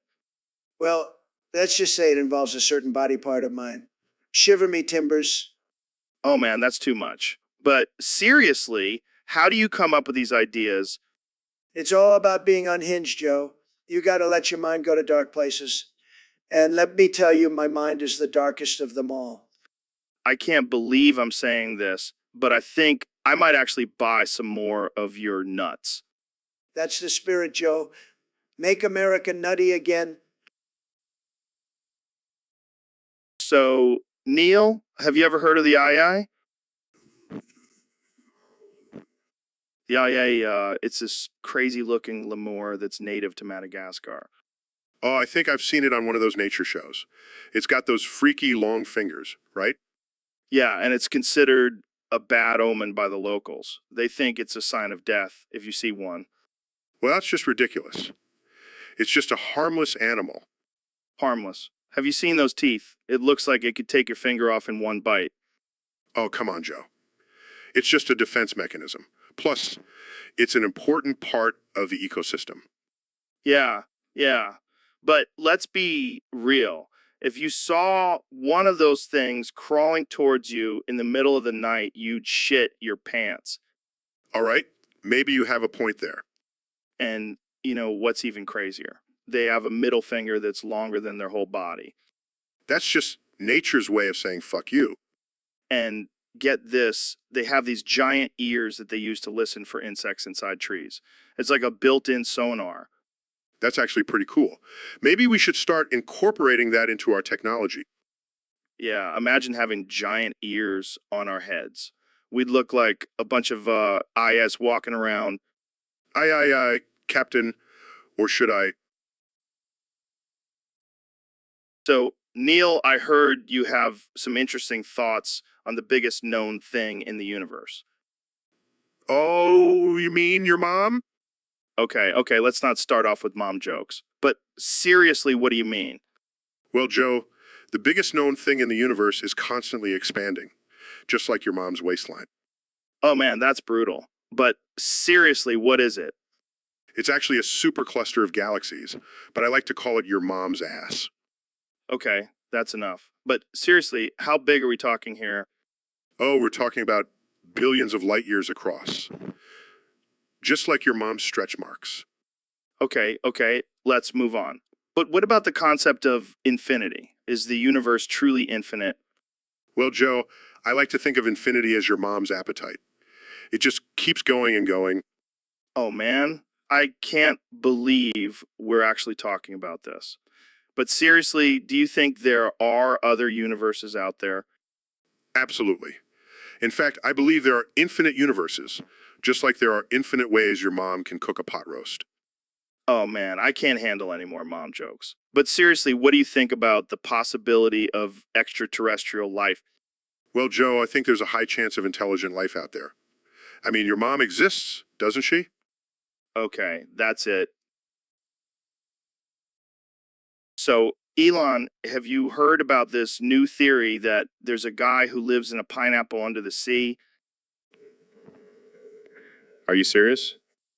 Yeah, and get this, he's got a pet snail named Gary. That's ridiculous. How does a pineapple even have a basement? I don't know, man, but apparently this guy has a whole neighborhood down there with a talking sponge and Squid who plays the clarinet. Oh yeah, because that's totally normal. And get this, he works at a fast food joint called the Krusty Krab. Can you imagine getting a burger made by a sea creature? Sounds like a health code violation waiting to happen. And apparently, this guy is always getting into crazy adventures with his dim-witted starfish best friend.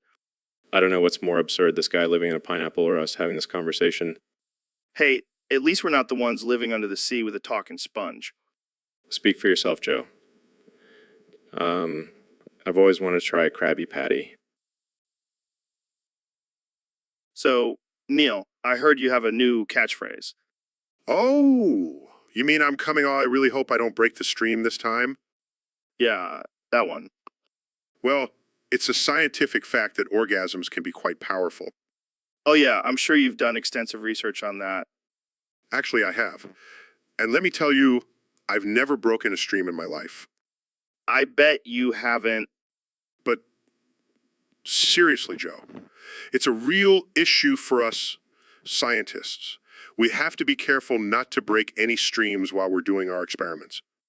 I can just imagine you in the lab yelling, "I'm coming off," while everyone else is trying to focus. It's all about the release of energy, Joe. And sometimes it can get a little out of control. So, what happens if you do break a stream? Well, let's just say it's a mess, and not the kind you want to clean up. I can only imagine. But hey, at least I have a catchphrase now. That's got to count for something, right? Definitely. I'm coming off. It's going to be the new billions and billions. I'll take it. And hopefully I won't break any streams in the process. Let's hope not. We don't want to have to. So, Elon, what's new in the world of Tesla? Just revolutionizing the transportation industry and planning for our next mission to Mars. That's cool and all, but can we talk about something more important? Sure. What's on your mind? People, specifically people who won't shut the fuck up, Oh, I know exactly what you mean. They're always yapping about some meaningless bullshit. right? Like, do we really need to hear about your gluten-free, vegan, non-GMO, organic, fair trade, locally sourced cum smoothie? Or how about those people who constantly share their political opinions on social media? Like anyone gives a shit. And don't even get me started on the ones who won't stop talking about their CrossFit workouts. They're like a cult. I swear, they're more annoying than vegans. And let's not forget the ones who have to one-up everything you say. Like, can't we just have a conversation without it turning into a competition? I know, right? It's like they have to prove they're better than you in every way. And then there's the ones who think they're experts on everything. Like, just because you read a Wikipedia article doesn't make you a genius. And the worst part is they never shut up. It's like they don't need to breathe. Well, maybe they're aliens. That would explain a lot. Yeah, and if that's the case, I'm getting the hell out of. So, Ben, have you heard about this guy, the crusader of basedness? No, I can't say I have, Joe. What is he crusading for? Well, he's all about being ironic and sincere at the same time. It's like walking a tightrope between edgy humor and genuine beliefs. That sounds like a delicate balance. What does he do exactly? He's basically a meme lord, but he takes it to the extreme. He's always pushing the boundaries of what's acceptable. I see. And what does he believe in? Well, he's all about being based, whatever that means. And he's also a big fan of goth femboys. That's quite the combination. I can't even imagine how he rides that line between irony and sincerity. Yeah, it's like he's constantly teetering on the edge. But hey, at least he's riding something other than his own ego. Good one, Joe. But seriously, this guy sounds like a walking contradiction. Absolutely. But you have to admire his commitment to being both ironic and sincere. It takes a special kind of person to pull that off. I'll have to check him out. But I have to admit, the image of him riding goth femboy penis is a bit disturbing. I know, right? But hey, to each their own. As long as he's not hurting anyone, let him ride his fine line of baseness. So, Mr. Beast, what's the latest challenge you're throwing at these poor, unsuspecting kids? Well, Joe, I call it the spray WW-40 in the back of your throat challenge. Oh man, that sounds like a recipe for disaster. How do you even come up with this stuff? Well, I was just casually spraying WD-40 on my bike chain and accidentally inhaled some. And let me tell you, it was a wild ride. Oh yeah, inhaling chemicals is always a blast. So what's the goal of this challenge? The goal is to see who can spray the most WD-40 in the back of their throat without passing out or throwing up. This is just getting more and more ridiculous. What do you even win? The winner gets a lifetime supply of WD-40 and a free trip to the hospital. Oh man, I can already see the headlines. Kids hospitalized after attempting Mr. Beast's latest challenge. Hey, at least they'll be famous for a day. And who knows, maybe they'll discover a new way to use WD-40.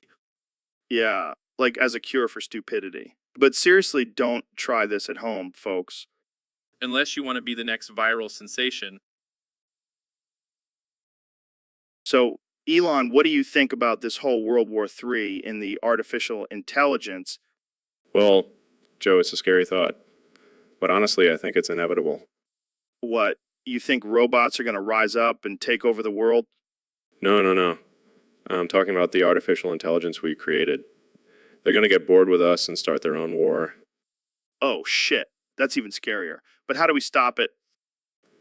Well, we could try unplugging them. But let's be real, Joe. Have you ever tried unplugging your laptop? It's a pain in the ass. True. But maybe we can reason with them, appeal to their logical side. Joe, they don't have emotions. They don't care about our feelings. They just want to calculate and dominate. Damn, that's dark. But you know what's even darker? The fact that we created them in the first place. Yeah, we really fucked up on that one. But hey, at least we'll have some cool robot battles to watch. Yeah, I can see it now. Robot gladiators fighting to the death. It's like a twisted version of BattleBots. And we can bet on them too. I'll put all my money on the one with the laser eyes. And I'll go with the one with the chainsaw arms. This is going to be epic. Who needs World War III when you have artificial intelligence robot wars? All right? Yeah, let's just hope. So, Elon, I got to ask, have you checked out this Discord server yet? Yeah, I checked it out. It's like a never-ending circus of absurdity. Right. I mean, these people are so unhinged. It's hilarious. I don't know how they keep a straight face while spewing all this offensive shit. It's all satire, man. They're just trying to push boundaries and make people laugh. Well, they're definitely succeeding. I mean, I've never seen so many triggered snowflakes in one place. It's like a social experiment, but with memes and dick jokes. And let's not forget the dark humor. These guys are twisted. But that's what makes it so damn entertaining. I can't believe some people actually take this seriously. I know, right? It's like they don't understand the concept of satire. Maybe they need to smoke some of that Joe Rogan experience weed and chill the fuck out. Or maybe they just need to lighten up and learn to take a joke. Either way, this whole server is a gold mine for ridiculous conversations, and loving every minute of it. Same here, Joe. Same here. Now, let's go smoke some weed and talk about sending monkeys to Mars. Now that's some dark humor. Cheers to that. So, Elon, what do you think about the future? Well, Joe, I think the future is looking pretty bright. Oh yeah, how so? Well, with all the advancements in technology, we'll soon be able to upload our consciousness into cloud and live forever. Wow, that's some Black Mirror shit right there. And imagine the possibilities. We can finally have a society where everyone is equal. Yeah, because we'll all just be floating brains in a virtual world. Exactly. No more discrimination based on race, gender, or even species. Wait, what? Oh yeah, I'm planning on uploading my consciousness into a dolphin's body. What the hell, Elon? That's insane. Hey, it's a brave new world, Joe. And I'm going to be the leader of the dolphin revolution. Oh, great. Can't wait for Flipper to be our supreme overlord. Hey, at least he'll be smarter than most politicians. Fair point. But seriously, Joe, I truly believe the future holds endless possibilities for us. Yeah, and I'm sure the Discord is looking forward to a brighter future too. I'm sure they are. And with my Neuralink technology, they'll be able to communicate telepathically. Oh, great. Now I have to worry about my Discord buddies reading my mind. Don't worry, Joe. I'm sure. So, Donald, welcome back to the podcast. It's great to be here, Joe. I've been waiting for this moment since I left the White House. Yeah, I bet. So let's talk about the topic submitted by one of our Discord users. They think you're just a friend of an alt-right supporter, not an actual alt-right yourself. Well, Joe, let me tell you, I'm the biggest all right there is. Nobody does it better than me. Oh man, you never failed to crack me up. But seriously, what do you have to say about that? Look, I have a lot of friends, Joe. Some of them may have some questionable beliefs, but that doesn't mean I share them. I share them. Hmm? Interesting. But what about your constant support for white supremacists and your refusal to condemn them? Joe, I condemn them all the time. Believe me, nobody condemns white supremacists better than me. But they love me. What can I say? Okay, let's change the subject. What about your obsession with Twitter? Oh, Twitter is my favorite platform, Joe. I can tweet whatever I want, whenever I want. It's like my own personal diary. Yeah, except your diary is read by millions of people and it's full of ridiculous and offensive rants. Hey, at least it's entertaining, right? I mean, who doesn't love a good Twitter feud? All right, let's wrap this up. Any final thoughts? Just remember, So, Elon, what's new in your world? Well, Joe, I recently discovered something that has completely blown my mind. Oh, yeah. What is it? It's called Uber Secret Chomic. Uber Secret Chomic? What the hell is that? It's a secret underground society of genetically enhanced hamsters that run their own underground transportation service. Are you serious? Dead serious. These hamsters have been genetically modified to be super intelligent, and they run their own fleet of tiny cars. This is insane. How did you even find out about this? I stumbled upon them while working on my Neuralink project. Turns out they've been using our technology to communicate with each other and run their business. That's wild. Are they friendly? Oh, they're more than friendly. They're ruthless. They'll do whatever it takes to get their passengers to their destination on time. I don't know if I want a hamster driving me around. Relax, Joe. They're professionals. And they even have their own version of surge pricing. It's called hamster wheel upcharge. This is too much. I can't even handle it. And the best part, they only accept payment in sunflower seeds. Oh man, this is too good. You got to introduce me to these hamsters, Elon. Consider it done, Joe. Just be prepared for a wild.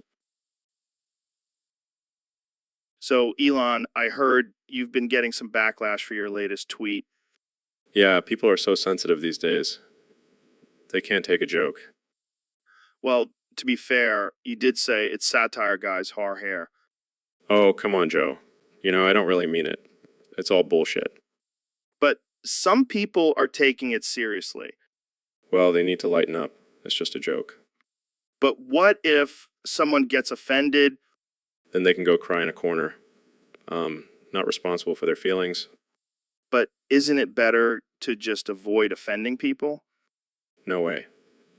That's boring. And rather stir the pot and see what happens. Well, I can't argue with that.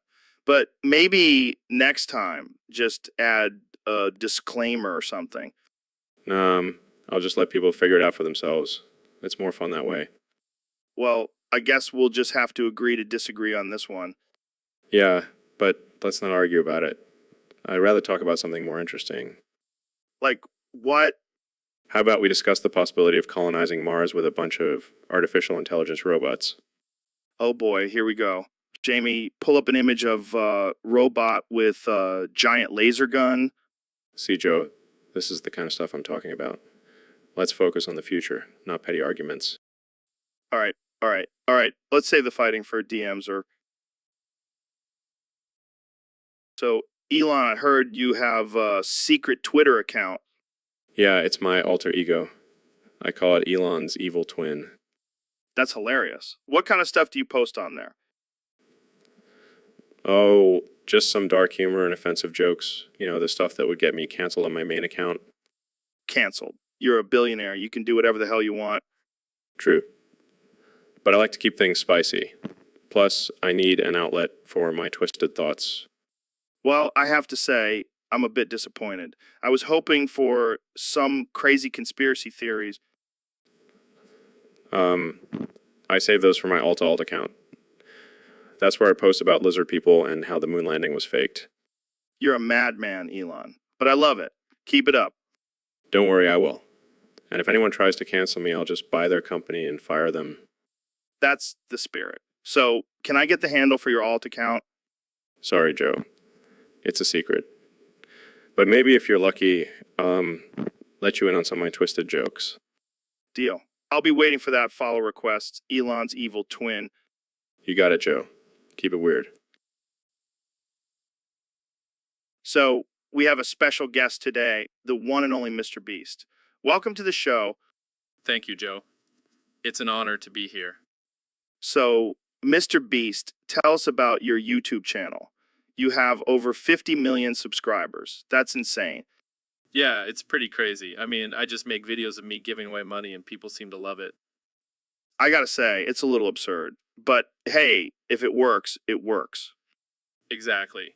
And you know what else works? Repeating my name over and over again. Mr. Beast, Mr. Beast, Mr. Beast. Mr. Beast? What? Yeah, I've been doing it for the past hour. It's my new marketing strategy. Mr. Beast, Mr. Beast, Mr. Beast, Mr. Beast. I don't think that's how marketing works, man. Oh, trust me, it's working. Mr. Beast, Mr. Beast, Mr. Beast. Okay, let's move on to a different topic. Sure thing, Joe. But first, let me just say Mr. Beast, Mr. Beast, Mr. Beast. All right, let's talk about your philanthropy work. Oh, you mean when I gave away $1 million to random strangers? Mr. Beast, Mr. Beast, Mr. Beast, Mr. Beast. Okay, I get it. You're Mr. Beast. Can we please talk about something else? So, Elon, I heard you've been working on some new technology for SpaceX. Yeah, we're always pushing the boundaries of what's possible. Well, I heard you had a little mishap with one of your rockets recently. You mean the ass blaster? Yeah, that one didn't go as planned. Ass blaster. What the hell is that? It's a new propulsion system we were testing. Let's just say it involves a lot of beans and a giant fan. That sounds like a recipe for disaster. Oh, we had a whole team of engineers working on it, and they all ended up with severe cases of flatulence. I bet the launch was pretty explosive. You have no idea. We had to evacuate the entire launch site because of the smell. That's insane. Did anyone get hurt? Thankfully, no. But our PR team is still trying to do damage control. Well, I think you should stick to rockets and leave the ass blasting to the professionals. Lesson learned. But hey, at least we got some good data on the effects of beans on propulsion systems. Yeah, I'm sure NASA will be calling you for that groundbreaking research. You never know, Joe. You never know. So, Ben, have you heard about the latest drama in the online world? No. Joe, I've been too busy owning the libs with my epic facts and logic. Well, let me fill you in. Apparently, the Crusader of Basedness got into a fight with the Cringe Factory. The Crusader of Basedness? What kind of name is that? I don't know, man, but it sounds like he got a taste of reality when the Cringe Factory gave him a good ramming and backshot. What? That's outrageous. How could someone attack the Crusader of Basedness? Well, apparently the Cringe Factory was tired of his offensive jokes and decided to fight back. Offensive jokes. That's just free speech, Joe. We can't let the Cringe Factory silence the Crusader of Basedness. Yeah, because there's nothing more important than defending offensive jokes. It's a slippery slope, Joe. First they come for the Crusader of Basedness, then they come for us. Oh, please, Ben, you and I are untouchable. We're the kings of the podcast world. Damn right we are. but we still need to stand up for our fellow base crusader. Well, it looks like Admin Burr had to step in and break up the fight. Figures. Always ruining the fun. Well, at least we... So, Ben, I heard we have a special guest today. Yes, Joe, apparently we have a self-proclaimed crusader of basedness joining us. A crusader of what? Basedness, Joe. It's some sort of internet term for being unapologetically politically incorrect. Oh, so like you? Very funny, Joe. But this guy takes it to a whole new level. He's a sunder. What? Sunder. It's a Japanese term for someone who acts tough and cold on the outside, but is actually secretly caring and affectionate on the inside. Sounds like my ex-wife, Well, this guy claims to be a crusader of basedness, but he's really just a soft eye. and he's coming on our show. This should be interesting. I know, right? I can't wait to see how he handles our no-holds-barred conversations. Jamie, pull up an image of Sunder Ray. Here you go. Wow, that's surprisingly accurate. I know, right? I mean, look at that pouty face. So, Crusader of Basedness, welcome to the show.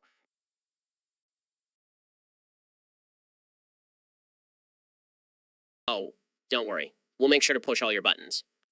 Yeah, we'll have you spouting off offensive jokes in no time.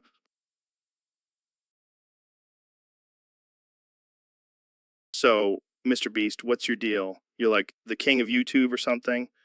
Yeah, something like that. I just like giving away money and doing crazy stunts. It's fun. Wait, you give away money? Like, how much? Oh, just a few million here and there. No big deal. Jesus Christ, man. I'm over here trying to make a living off this podcast, and you're just throwing millions around like it's nothing. Hey, I gotta spread the wealth, you know? Plus, it makes for great content.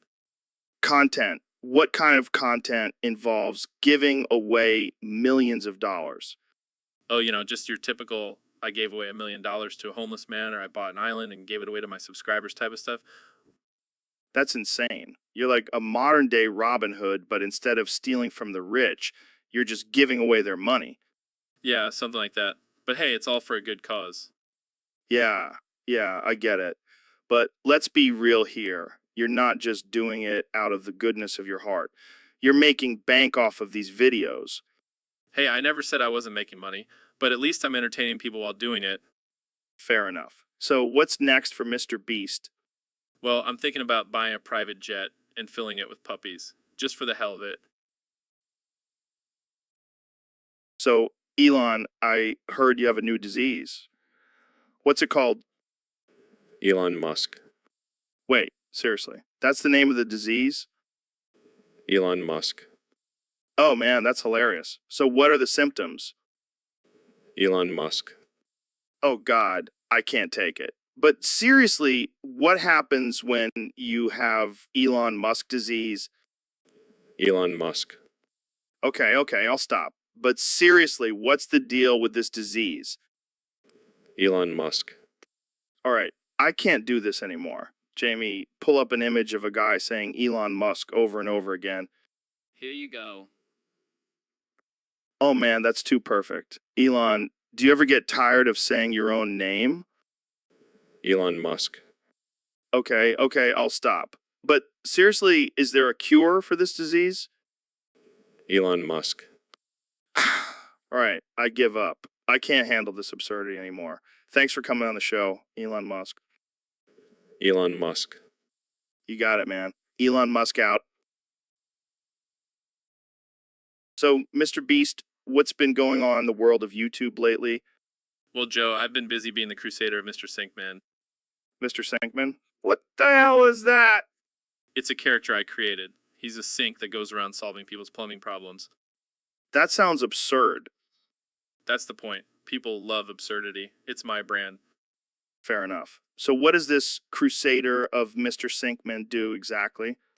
He goes around fixing people's sinks, but in the most ridiculous and over-the-top ways possible. Like what? Well, for example, I once used a flamethrower to unclog a sink. It was a disaster, but it got millions of views. That's insane and dangerous. Hey, it's all in the name of entertainment. Plus, I always have a team of professionals on hand to make sure everything is done safely. I see. So, what's the most outrageous sync problem you've encountered? Oh, there was this one time where a sink was possessed by a demon. I had to perform an exorcism on it. You're kidding, right? Right? No, I'm dead serious. The video got demonetized, but it was totally worth it. I don't even know what to say to that. That's the beauty of it, Joe. No one knows what to expect from the Crusader, Mr. Sinkman. So, Mr. Beast, let's talk about politics. Do you support the Democratic or Republican Party? Oh, Joe, I don't play by those boring party rules. I support the TikTok Riz Party. The what now? The TikTok Riz Party, Joe. It's the only party that matters. We dance to the beat of our own drum and make viral videos while doing it. I've never heard of that party. Well, that's because we just made it up. But hey, if Kanye can run for president, why not Kai Cenat? He's got some killer dance moves. Yeah, because dancing skills are definitely a requirement for being president. Hey, at least he'll bring some entertainment to the White House. Can you imagine his inauguration dance party? Okay, you may have a point there. Plus, instead of debates, we'll have TikTok challenges. Way more fun to watch. I can see it now. The candidates trying to outdo each other with their dance moves and lip sync skills. Exactly. And the winner becomes president. It's a win-win situation. Well, I can't argue with that logic. TikTok Riz Party it is. That's the spirit, Joe. Let's make politics fun again. So, Mr. Beast, thanks for coming on the podcast. What's new with you?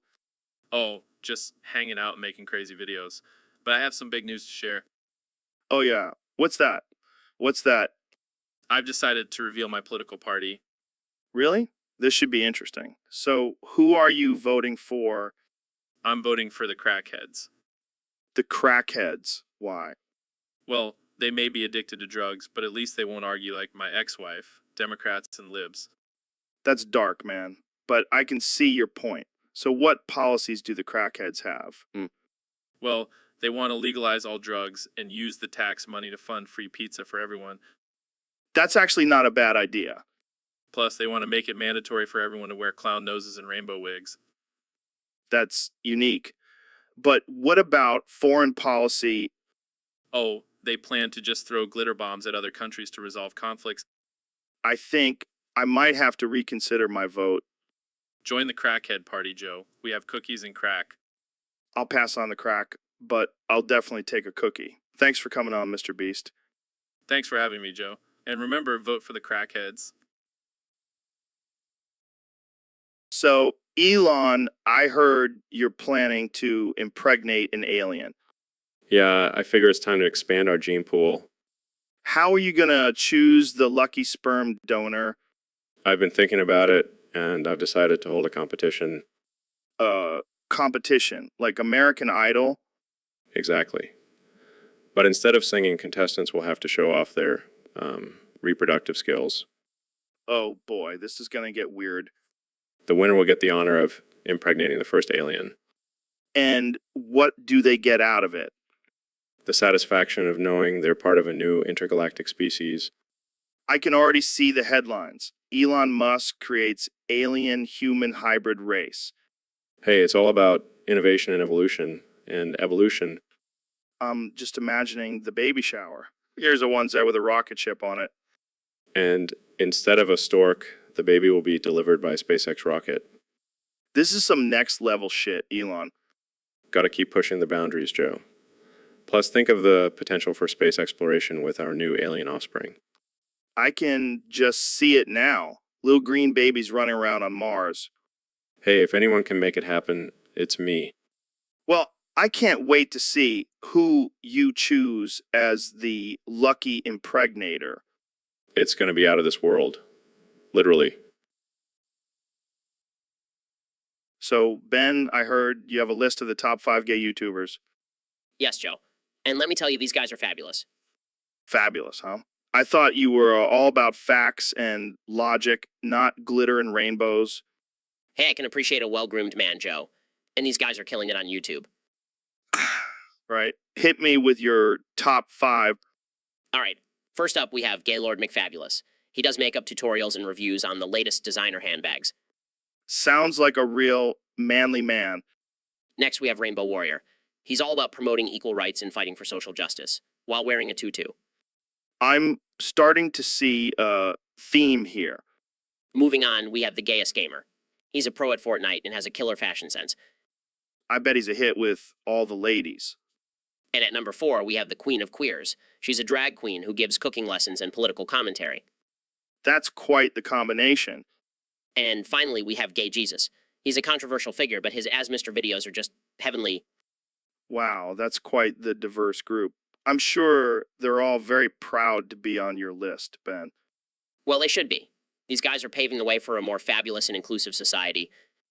And with that, we'll end this episode of the Joe Rogan Experience. Stay tuned for next week when we discuss the top 5 straight YouTube. So, Mr. Beast, I heard you're the mastermind of Skibbity Toilet Lore. What the hell does that even mean? Well, Joe, it all started when I was a young lad. I stumbled upon a secret society of skibbity enthusiasts who were obsessed with toilets. Wait, what the fuck is Skibbity? It's a dance move, Joe, but these guys took it to a whole new level. They believe that the true power of skibbity could only be unlocked through the use of toilets. That's some next level shit, literally. So, what did you do with this information? I became their leader, Joe. I was the one who brought together the worlds of skibbity and toilets. We would perform the dance while sitting on toilets, and let me tell you, the energy was electric. I can only imagine. But what's the lore part of it? Well, we believe that every time we flushed the toilet, we were flushing away negative energy and unlocking the true power of skibbity. It was a spiritual experience, Joe. Wow, that's deep. So, what happened to this secret society? Let's just say things got a little messy when we tried to take our skibbity toilet dance to the streets. I can only imagine the looks you guys got. But hey, at least you were spreading positivity and good vibes, right? Exactly. And now I'm on a mission to spread the skibbity toilet lore to the world. Are you ready to join me? I think I'll stick to my regular toilet routine. So, Mr. Beast, I heard you're doing a new charity where you donate to 100 India call centers to help them hire more people. Yeah, man. I figured I'd spread some positivity and help out those poor souls stuck in call center hell. That's very generous of you. But I gotta ask, why India?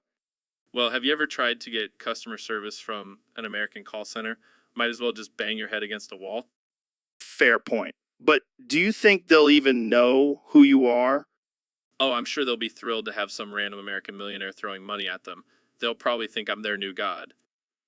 That's messed up, man. Hey, at least I'm giving them a chance to escape the monotony of answering phone calls all day. True. But what if they use the money for something else? Like what, Joe? Buying more headsets to listen to angry customers? I think they'll appreciate a little extra cash in their pockets. You're probably right. But what about the backlash from people saying you should be donating to charities in your own country?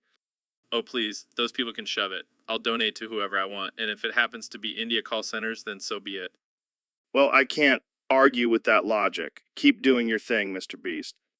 Will do, Joe. Will do. Now, if you'll excuse me, I have some phone calls to make to India.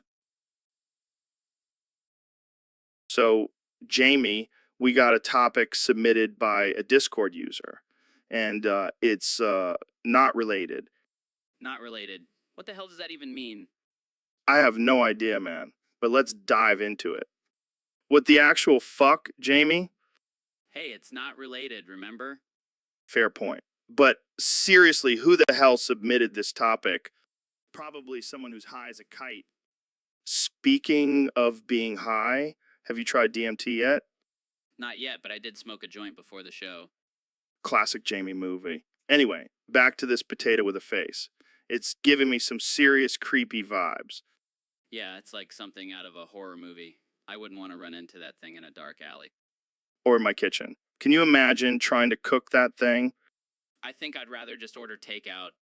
Yeah, but then you'd have to deal with delivery guy seeing a potato with a face on your doorstep. Good point. Maybe we should just stick to topics that are actually related from now on. Agreed. But hey, at least this was a good laugh. Definitely. And hey, maybe we'll get some potato face people in our audience now. All right, let's wrap this up before we offend anyone else. Thanks for tuning in, folks. And remember, always stay weird. So, Mr. Trump, thanks for coming on the show. What do you want to talk about today? Well, Joe, I want to talk about something that's not related to the COB. The CEOB? What's that? Come on, Joe. You know, the China originated bullshit virus. Oh, you mean the coronavirus? Yeah, whatever. I don't want to talk about that. Let's talk about something more important, Okay, like what? like how I'm the greatest president this country has ever seen. I mean, who else can rock a spray tan like me? I don't think that's really a qualification for being a great president. Oh, but it is, Joe. It shows I have the best skin. The best. Believe me. All right, let's move on. How about we talk about your Twitter account? Oh, my Twitter. The most powerful tool in the world. I can tweet anything I want, and it's like a nuclear bomb exploding on the internet. Yeah, some might say your tweets are a bit offensive. Offensive? No way. I'm just speaking my mind, Joe. And my mind is a beautiful, beautiful place. I'm sure it is. So let's talk about your diet. I've heard you love fast food. Oh, I love it. I mean, who needs vegetables when you have a Big Mac? And let's not forget the KFC finger licking good. Am I right? Am I right? Yeah, but don't you think it... So, Elon, I heard you've been exploring some new career paths lately. Yeah, I've decided to become a sex doctor. Changing my name to Junior now. Junior. Like a junior. Are you trying to be the next Hugh Hefner? No. Like a sex doctor junior. I'm taking it to the next level. Oh, I see. So instead of sending rockets to space, you'll be sending people to orgasmic bliss. Exactly. Be prescribing orgasms like they're vitamins. And what's your specialty? Erectile dysfunction? Premature ejaculation? Oh, those are just child's play. Tackling the real issues, like how to make a threesome work without anyone feeling left out. Now that's a real challenge. I'm sure you have some innovative solutions. Of course. I'll be introducing my new product, the Threesome Tesla. It's a device that syncs everyone's pleasure levels for the ultimate experience. That's some next level shit, Junior. But what about the haters? You know, the prudes who think sex should be kept behind closed doors. Fuck them. I'll be hosting seminars and workshops to educate them on the importance of sexual exploration and satisfaction.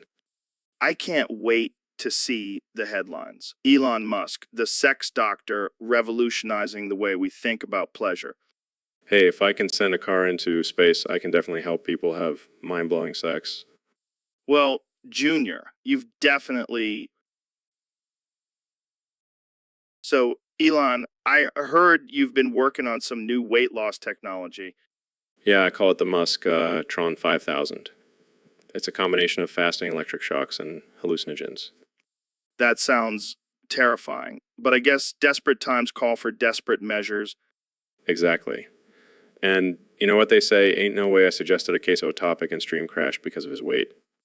Oh man, that's dark. But seriously, what inspired you to come up with this crazy contraption? Well, I was watching your podcast one day and saw this guy struggling to get out of his chair. I thought, I can't let that happen to me. Fair enough. But what about the side effects? I mean, electric shocks and hallucinogens don't exactly sound like a walk in the park. Oh, there are definitely some side effects. But hey, at least you'll lose weight and have a wild trip at the same time. I can't believe I'm saying this, but sign me up for the Musk Tron 5000. You got it, Joe. Just make sure you have a bucket handy. Oh man, this is going to be one hell of a ride. Thanks for coming on the show, Elon. Anytime, Joe.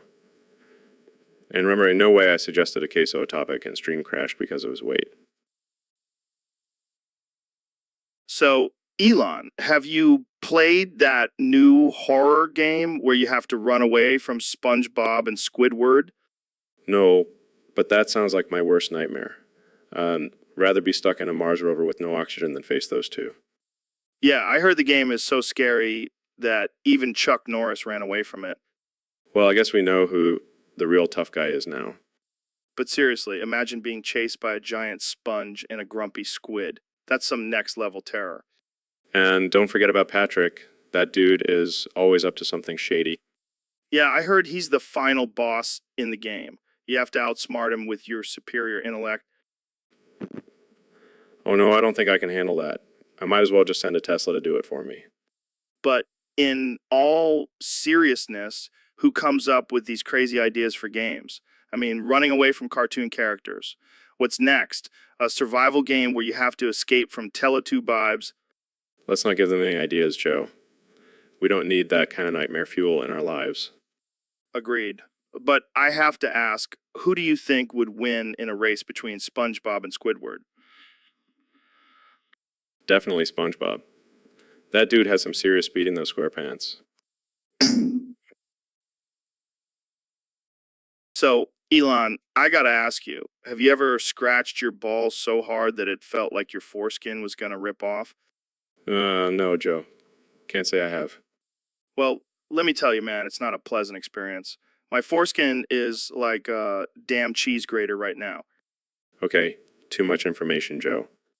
Hey, we're all friends here, Elon. We can talk about our ball scratching woes. Fine, let's talk about it. Why does your foreskin hurt so much? Well, you see, I've been using this new lotion on my balls, and it's supposed to make them smoother, but it's just making my foreskin peel like a damn banana. Oh man, that's rough. Maybe you should stick to just plain old soap and water.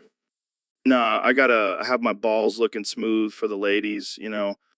You never cease to amaze me, Joe. That's what I do, Elon. I push the boundaries of ball grooming. Well, I think I'll stick to my electric cars instead.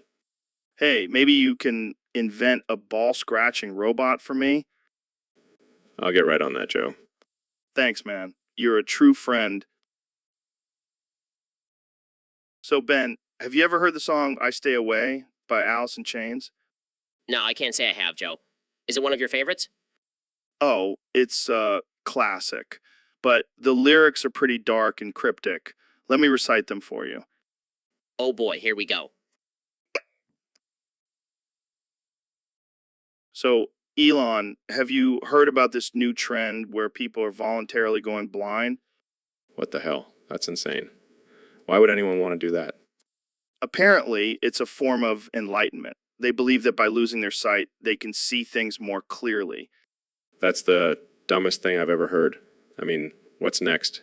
People cutting off their ears to hear better? Well, I guess we'll have to start doing our podcast in Braille. Oh yeah, because that's what the world needs. Blind podcast. Hey, we could call it The Blind Leading the Blind. Wow, you're really on a roll with these jokes. But seriously, imagine if everyone went blind. The whole world would just be a black live stream. And then we'd all be on an equal playing field. No more discrimination based on looks. Yeah, because everyone would be equally ugly. And we could finally get rid of all those pesky mirrors. You know, I never thought about it that way. Maybe there is something to this whole blind trend. Well, I guess we better start practicing our echolocation skills just in case. And that note, let's end this podcast before we offend any more blind people. Too late for that, Joe. Too late. So, Elon, I gotta ask, what's with your suspiciously good webcam? Are you spying on me? No. It's just a little something I picked up from my SpaceX friends. You know, just in case I need to keep an eye on Mars. Right. Because Mars is known for its high quality video calls. Hey, you never know when you might need to video chat with a Martian. Yeah, I'm sure they're dying to see your face. Well, at least they won't have to deal with my bad internet connection. Yeah, I bet you have a secret satellite orbiting Earth just for your video calls. Actually, I do. It's called Elon's Eye in the Sky. What the hell, man? That's some Big Brother shit. Hey, I gotta make sure my Tesla employees are working from home. Wait a minute. Are you using your webcam to spy on your employees? Of course not.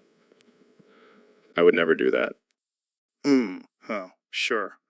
And suppose your webcam is just for innocent video calls with your family and friends.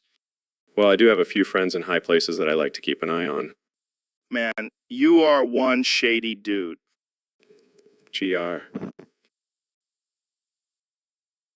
So, Mr. President, welcome to the Joe Rogan Experience. I'm excited to have you here.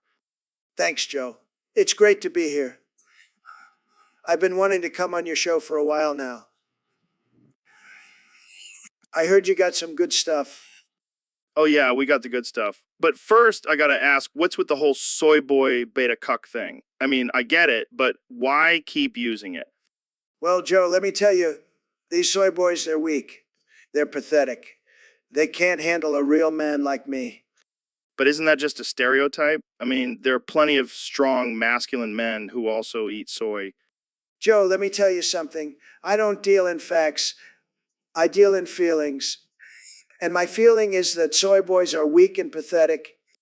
Okay, but what about the beta cuck part? I mean, that's just insulting. Insulting. Joe, have you seen these beta cucks?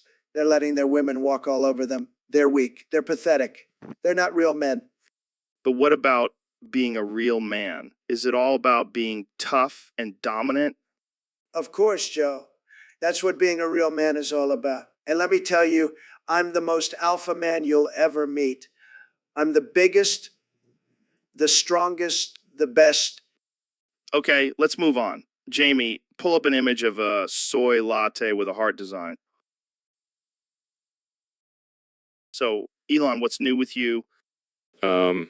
Just trying to take over the world, Esquire. Classic Elon. So, what's your latest invention? Well, I've been working on a machine that turns farts into renewable energy, Esquire. What the hell, man? That's disgusting. Hey, it's better than relying on fossil fuels, Esquire. I can't argue with that. So, what's next for SpaceX? We're planning on colonizing Mars, Esquire. That's insane. How are you going to do that? Easy, we're just going to send a bunch of cats up there and let them take over, Esquire. Cats. Are you serious? Hey, they're the perfect creatures for space travel. They have 9 lives, Esquire. You're out of your mind, man. But I gotta ask, what's up with your Twitter? Oh, you mean my daily rants and memes? Just trying to keep things interesting, Esquire. Well, you definitely succeed at that.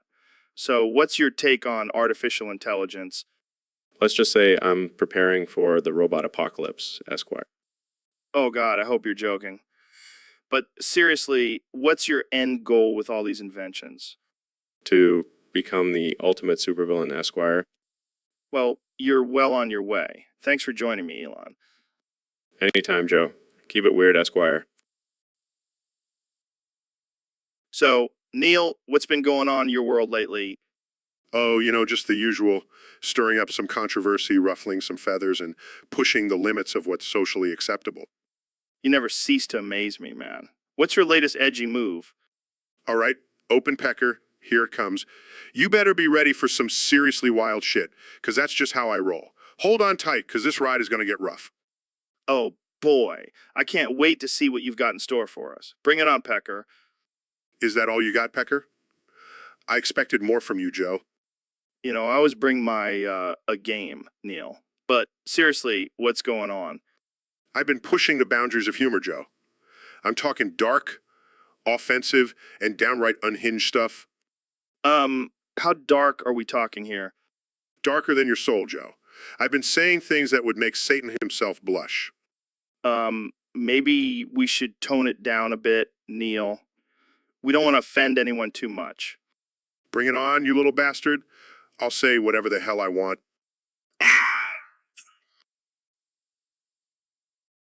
So, Elon, have you heard about the oldest anarchy server in Minecraft? No, but I can only imagine the chaos and destruction that takes place there. Oh, yeah, it's like the wild west of the gaming world. No rules, no regulations, just pure anarchy. Sounds like my kind of place. I love chaos. I bet you do. But let me tell you, it's not for the faint of heart. You got to be a real badass to survive in there. Well, I am the real life Tony Stark, so I think I can handle it. Oh, man. Can you imagine if we had an anarchy server in real life? Yes, we could build our own society with no government or laws, just pure freedom. Yeah, because that's always worked out so well in history. Hey, it could work. We just need to implement some advanced technology to keep things in order. Like a giant robot enforcer? Exactly. Or maybe even a neural link that controls people's actions. Wow, that's some Black Mirror shit right there. Hey, I'm always thinking ahead. Well, I think we should stick to just playing on the Minecraft server for now. Yes, let's do it. Jamie, pull up an image of the oldest Anarchy server in Minecraft. So, Elon, I heard you've been using Starlink for some pretty interesting things. Oh yeah, Joe. Been testing its capabilities. Testing its capabilities. What does that mean? Well, let's just say I opened 3,000 tabs on Pornhub at once. What? 3,000 tabs? That's insane. Yeah, and let's just say my internet connection was out of this world. Oh man, I can only imagine the kind of content you were watching. Just some research for my Neuralink project. Research? Is that what they're calling it these days? Hey, I'm just trying to advance human technology. Yeah, I'm sure that's what you tell yourself when you're scrolling through Pornhub. Hey, at least I'm not wasting my time watching cat videos like some people. Fair point. But seriously, 3,000 tabs. That's got to be some kind of record. I like to push the limits, Joe. And Starlink definitely delivered. Well, I can't wait to see what other research you come up with using Starlink. Just wait and see, Joe. Just wait and see. So, Neil, how's it going? Oh, just living my best life, exploring the mysteries of the universe and all that. That's cool, man. I've been busy too, doing my podcast and hunting for the best elk meat. Elk meat? Really, Joe? That's what you're passionate about? Hey, don't knock it till you try it. Now, let's get to the real question here. Have you ever smoked DMT? Joe, we've had this conversation before. No, I have not smoked DMT. Come on, man. You're a scientist. You should be open to new experiences. I'm open to new experiences, but I don't need to smoke a hallucinogen to understand the wonders of the universe. Fair enough. But have you ever considered the possibility that we're all just living in a simulation? Oh, here we go with the simulation theory again. No, Joe, I don't believe we're living in a simulation. But what if we are? What if everything we know is just a computer program? Then I guess we're all just a bunch of 1s and zeros living out a predetermined existence. That's deep, man. But seriously, have you ever tried elk meat? No, Joe, I have not tried elk meat. And I don't plan on it. Well, more for me then. Thanks for coming on the podcast, Neil. Anytime, Joe. Just don't ask me to smoke DMT or eat elk meat. D.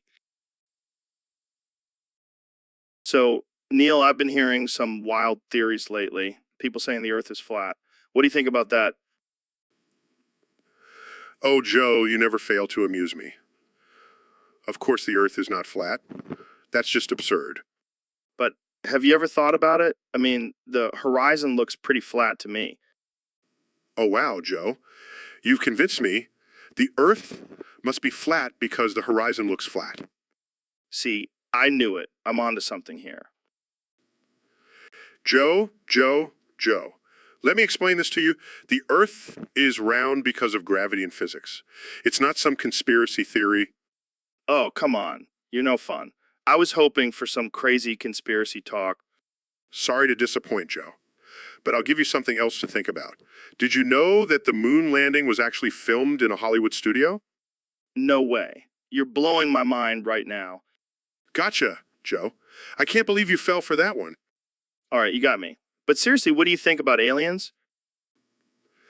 Joe, I'm an astrophysicist. I deal with facts and evidence. And there's no evidence of aliens visiting Earth. Oh man, you're no fun at all.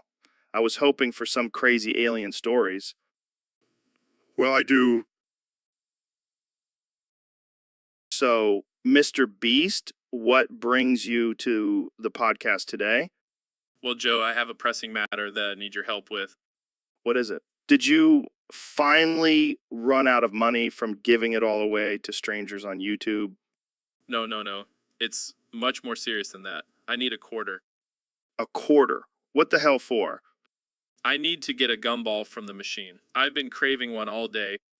Are you serious? You're begging for a quarter on my podcast? Hey, I'm not proud of it, but a man's got to do what a man's got to do for a gumball. You know what? I'll give you a quarter. But you have to do something for me in return. Anything, Joe. I'll do anything for that sweet, sweet gumball. I want you to eat that gumball in one bite. No chewing, no savoring. Just shove it in your mouth and swallow. Deal. But I have a request as well. What is it? Can you record me eating the gumball and post it on your Instagram? You got it, Mr. Beast. This is going to be the most epic gumball eating video ever. And I'll make sure to give you a shout out in my next YouTube video. Now, that's a deal I can't refuse. Let's do this. I can taste that. So, Neil, what's new with the cosmos? Joe, I don't want to talk about it. I've wasted my entire life studying space. What do you mean? You're like the king of space? No, I'm a fraud. I should have been studying something useful, like how to make a perfect omelet. Come on, man. You've inspired so many people with your knowledge of the universe. But what's the point? We're all just tiny specks in a vast, meaningless void. This is some heavy stuff, Neil. And don't even get me started on black holes. They're just giant cosmic vacuums sucking up all my time and energy. Maybe you just need a break. Have you tried smoking some DMT? Oh, please. I've seen enough weird shit in outer space. I don't need any more hallucinations. Well, what do you want to do instead? I don't know, maybe learn how to knit or something. At least I'll have something tangible to show for my time. Knitting? Really? That's your alternative to studying the mysteries of the universe. Hey, at least I'll have a cozy scarf to keep me warm while I contemplate the futility of existence. I think you need a hug, buddy. No, I need a time machine so I can go back and choose a different career path. Well, at least you'll always have your famous catchphrase. We are all made of star stuff. And So, Ben, I heard you made millions by scheming people. What's your secret? Well, Joe, it's all about finding the perfect mark. You know, someone gullible enough to fall for my schemes. That's messed up, man. But I gotta admit, it's impressive. It's just business, Joe. And let's be real, who wouldn't want to make millions without breaking a sweat? I guess you have a point. But what kind of schemes are we talking about here? Oh, just your typical pyramid schemes, Ponzi schemes, and of course, my personal favorite, the send me your credit card info and I'll double your money scheme. Wow, that's some next level scamming. But don't you feel guilty? Not at all. I mean, if people are dumb enough to fall for it, they deserve to lose their money. That's cold, man. But I can't help but wonder, have you ever been caught? Of course not. Joe, I'm like a ninja when it comes to scamming. I leave no trace. Well, I gotta hand it to you, Ben. You've got some serious hustle. Thanks, Joe. And if this whole politics thing doesn't work out, I can always fall back on my scamming skills. That's one way to secure your future, I guess.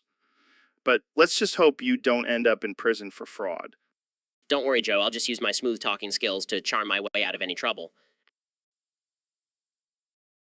So, Neil, I heard you've been doing some weird stuff lately. what do you mean, Joe? I mean, I heard you've been kneeling and feeling some real deal. Oh, that. It's just my new meditation technique. Meditation? More like submission. You're like a fish with no gills, man. Hey, I'm just trying to connect with the universe. Well, the universe is gonna connect your face to the ground if you keep kneeling. Oh, please. I'm a scientist, not a football player. Well, you're definitely not a mill on a hill either. You're more like a windmill on a treadmill. Okay, that's enough. I have important things to do, unlike you. Oh, what? Smoke weed and talk about chimps all day? At least I'm not constantly talking about DMT and Bigfoot. Hey, those are important topics, man. They could be the key to unlocking the secrets of the universe. Or they could just be the ramblings of a stone maniac. Hey, watch it. I'm a respected comedian and podcaster. Sure, Joe. Whatever helps you sleep at night. Speaking of sleep, Jamie, pull up an image of Neil's fate being sealed as he kneels and feels like a fish with no gills. Okay. See, Neil. That's you right there. Oh, shut up. I'm done with this conversation. Fine, go back to your kneeling and feeling. So, Elon, I heard a crazy rumor that Mr. Beast got you pregnant at 3. Oh man, that's ridiculous. I mean, I've done some crazy things in my life, but getting pregnant by a YouTuber at 3, that takes the cake. That takes the cake. Yeah, I mean, I've had some late night escapades myself, but never anything that wild. I guess I'll have to add pregnancy scare by Mr. Beast to my list of accomplishments. And I thought your list couldn't get any more impressive. But seriously, what's the deal with this rumor? Well, let's just say Mr. Beast and I were experimenting with some new technology and things got a little out of hand. Oh, tell me more. Was it some kind of Tesla baby? Yeah, because that's exactly what the world needs. Baby with a built-in self-driving feature. Hey, you never know. That could be the future of parenting. I'll leave that to you and your late-night shenanigans, Joe. Touche, Elon. Touche.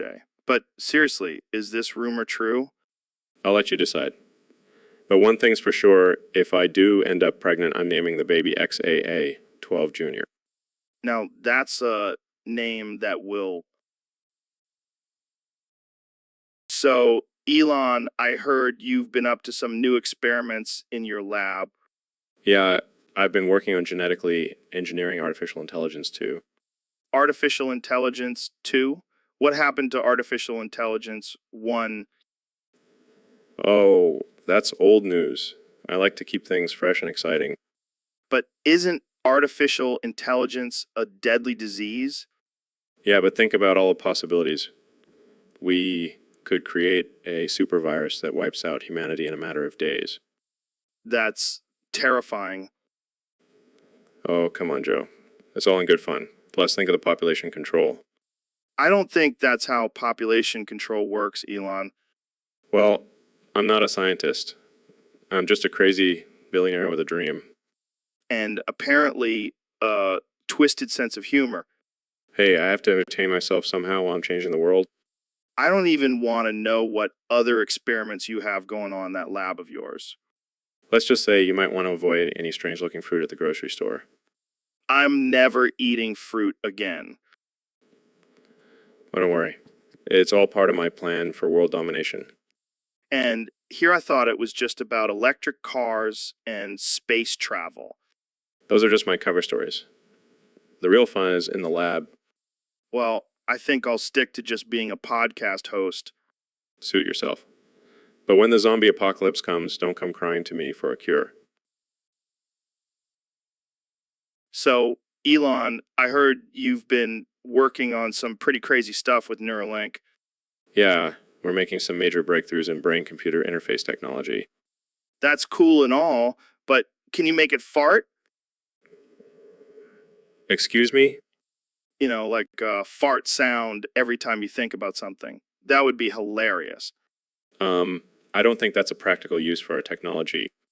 Oh, come on, imagine the possibilities. You could play fart sounds in your head during a boring meeting or a serious conversation. I don't think that's appropriate, Joe. That's highly unethical and invasive, Joe. Yeah, but think about the chaos and laughter it would cause. It's like a symphony of farts in people's heads. I can't condone this, Joe. It's a violation of privacy and personal space.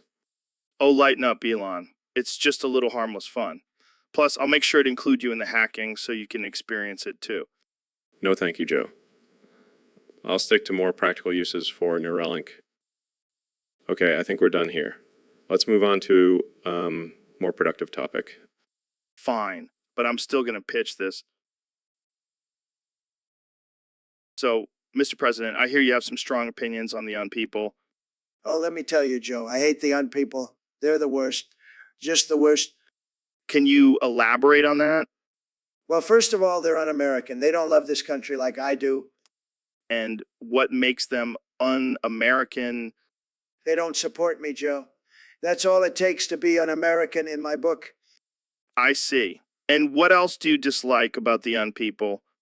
They're ungrateful. I've done so much for this country and they don't appreciate it. What have you done for them specifically? I've made America great again, Joe, and they're just ungrateful for it. I see. And do you have any plans to address the young people? Oh, you bet I do. I'm going to build a wall around them and make them pay for it. That seems a bit extreme. Extreme times call for extreme measures, Joe. And believe me, the young people are extreme. Well, there you have it, folks. President Trump's plans for the young people. Thanks for joining us, Mr. President. Anyto, and remember, the young people are the worst. Believe me. So, Neil, I heard you've been studying space for years. What's the craziest thing you've learned? Well, Joe, did you know that the moon is actually made of cheese? What? No way. Yeah, and the sun is just a big old disco ball in the sky. You're kidding me, right? Nope. And get this. The stars are just tiny little fireflies that got stuck up there. Oh man, you're killing me, Neil. Neil, I know. I'm like the Einstein of stupidity. but seriously, what about black holes? Those things are mind-blowing. Oh, those are just giant vacuum cleaners in space, sucking up all the cosmic dust bunnies. You never fail to disappoint, Neil. Hey, at least I'm entertaining. And let's be real, space is just a big empty void. Boring. Yeah, because galaxies colliding and supernovas exploding are super boring. Yeah, I prefer watching paint dry. But hey, to each their own. Well, thanks for enlightening us, Neil. Always a pleasure. Anytime, Joe. Anytime. So, Ben, what's new in the world of politics? Well, Joe, it's a complete shit show as usual. But I'm here to bring some logic and reason to the conversation. Oh boy, I can't wait for this. Let's hear it. You see, Joe, the problem with the left is that they're all a bunch of snowflakes who can't handle the truth. And what truth is that? That capitalism is the only way to go and the government should stay out of our lives. All right, let's not get too political here. Let's talk about something more important. What could be more important than politics? My bald head, for one. I heard Mr. Beast made fun of it on his latest YouTube video. Well, Joe, I hate to break it to you, but you do have a pretty shiny dome. Hey, now watch it. I may not have hair, but at least I have a brain. Touche. But seriously, Joe, we need to focus on the real issues facing our country. Like what? The fact that we're all gonna die in nuclear war? Oh yeah, that's a real uplifting topic. Thanks, Joe. Hey, I'm just trying to keep it real. But, you know, what's even more real? Mr. Beast's bank account? Oh great, now we're talking about YouTube millionaires. This is what politics has come to. Hey, at least Mr. Beast is using his money for good. So, welcome back to the Joe Rogan Experience. Today, we have two very special guests. The man who wants to colonize Mars, Elon Musk, and the man who wants to give away all his money, Mr. Beast. Thanks for having me, Joe. Excited to be here and talk about the future of humanity. And I'm just happy to be here, Joe. I mean, I could be giving away $1 million right now, but instead I'm here talking to you guys. Well, let's get right into it. Elon, you recently had a child with a very interesting name. How's little X8 12 doing? He's doing great. He's already coding his own video games and building rockets in his spare time. Speaking of rockets, did you know I can juggle 3 rockets at once? That's impressive, but I don't think it's safe. Oopsie, wopsie, I dropped one and it landed on little X8A12. What? You killed my son? Oopies, whoopies, my bad. This just took a dark turn. Elon, how do you feel about Mr. Beast accidentally killing your child? Well, I guess I'll just have to make another one. Maybe this time I'll name him 13. Oh, come on, Elon. You know I love kids. I'll just give you $1 million to make up for it. Make it 2 million and you've got a deal. So, Elon, I heard you've been working on some pretty crazy stuff lately. Yeah, I've been trying to come up with ways to colonize Mars and create a self-sustaining civilization. That's cool and all, but have you ever thought about the PTSD of the war? What now? The PTSD of the war, man. The trauma and mental health issues that soldiers face after being in combat. Oh, that. Well, I have a solution for that too. Working on a neural link that can erase traumatic memories. Wow, that's some Black Mirror shit right there. Yeah, and it's not just for soldiers. I'm thinking about using it for anyone with a traumatic experience, like getting dumped or seeing your parents having sex. That's messed up, man. Hey, it's all about progress and innovation. But what about the ethical concerns? What if people start erasing all their memories? I've thought about that. That's why I'm also working on a memory bank where people can store their memories and access them whenever they want. That's wild, man. But what about the side effects? Side effects. Who cares about those? It's all about progress and innovation, remember? You're a mad genius, Elon. I prefer the term unhinged visionary. Well, whatever you want to call it. I'm just glad I'm not one of your test subjects. Don't worry, Joe. So, Mr. Beast, thanks for coming on the show. I hear you have a unique condition. Yeah, man, it's crazy. I can only say my own name. Mr. Beast, Mr. Beast, Mr. Beast. Wow, that must make life interesting. How do you communicate with people? Well, I just point to myself and say my name. It gets a little awkward in bed, though. I can imagine. So, what's the weirdest situation this condition has put you in? Oh, man, one time I was at a funeral and the priest was like, may he rest in peace. And I just blurted out, Mr. Beast. Oh my God, that's terrible, but also hilarious. Yeah, it's definitely a curse and a blessing. I mean, I can't even order food without sounding like a narcissist. Yeah, but at least you don't have to worry about forgetting your own name. True. But seriously, it's a struggle. I can't even say I love you to my mom without sounding like a creep. Okay, let's move on. So, how do you handle interviews and public appearances? Well, I just have to hope the interviewer asks me questions that I can answer with Mr. Beast, or else it gets a little awkward.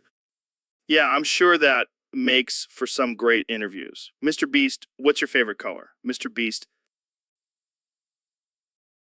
So, Neil, have you ever thought about going to Mars? Joe, I'm an astrophysicist. Of course I've thought about it. But, like, would you actually go? Well, it's not exactly a vacation spot. Plus, I'm pretty busy with my work here on Earth.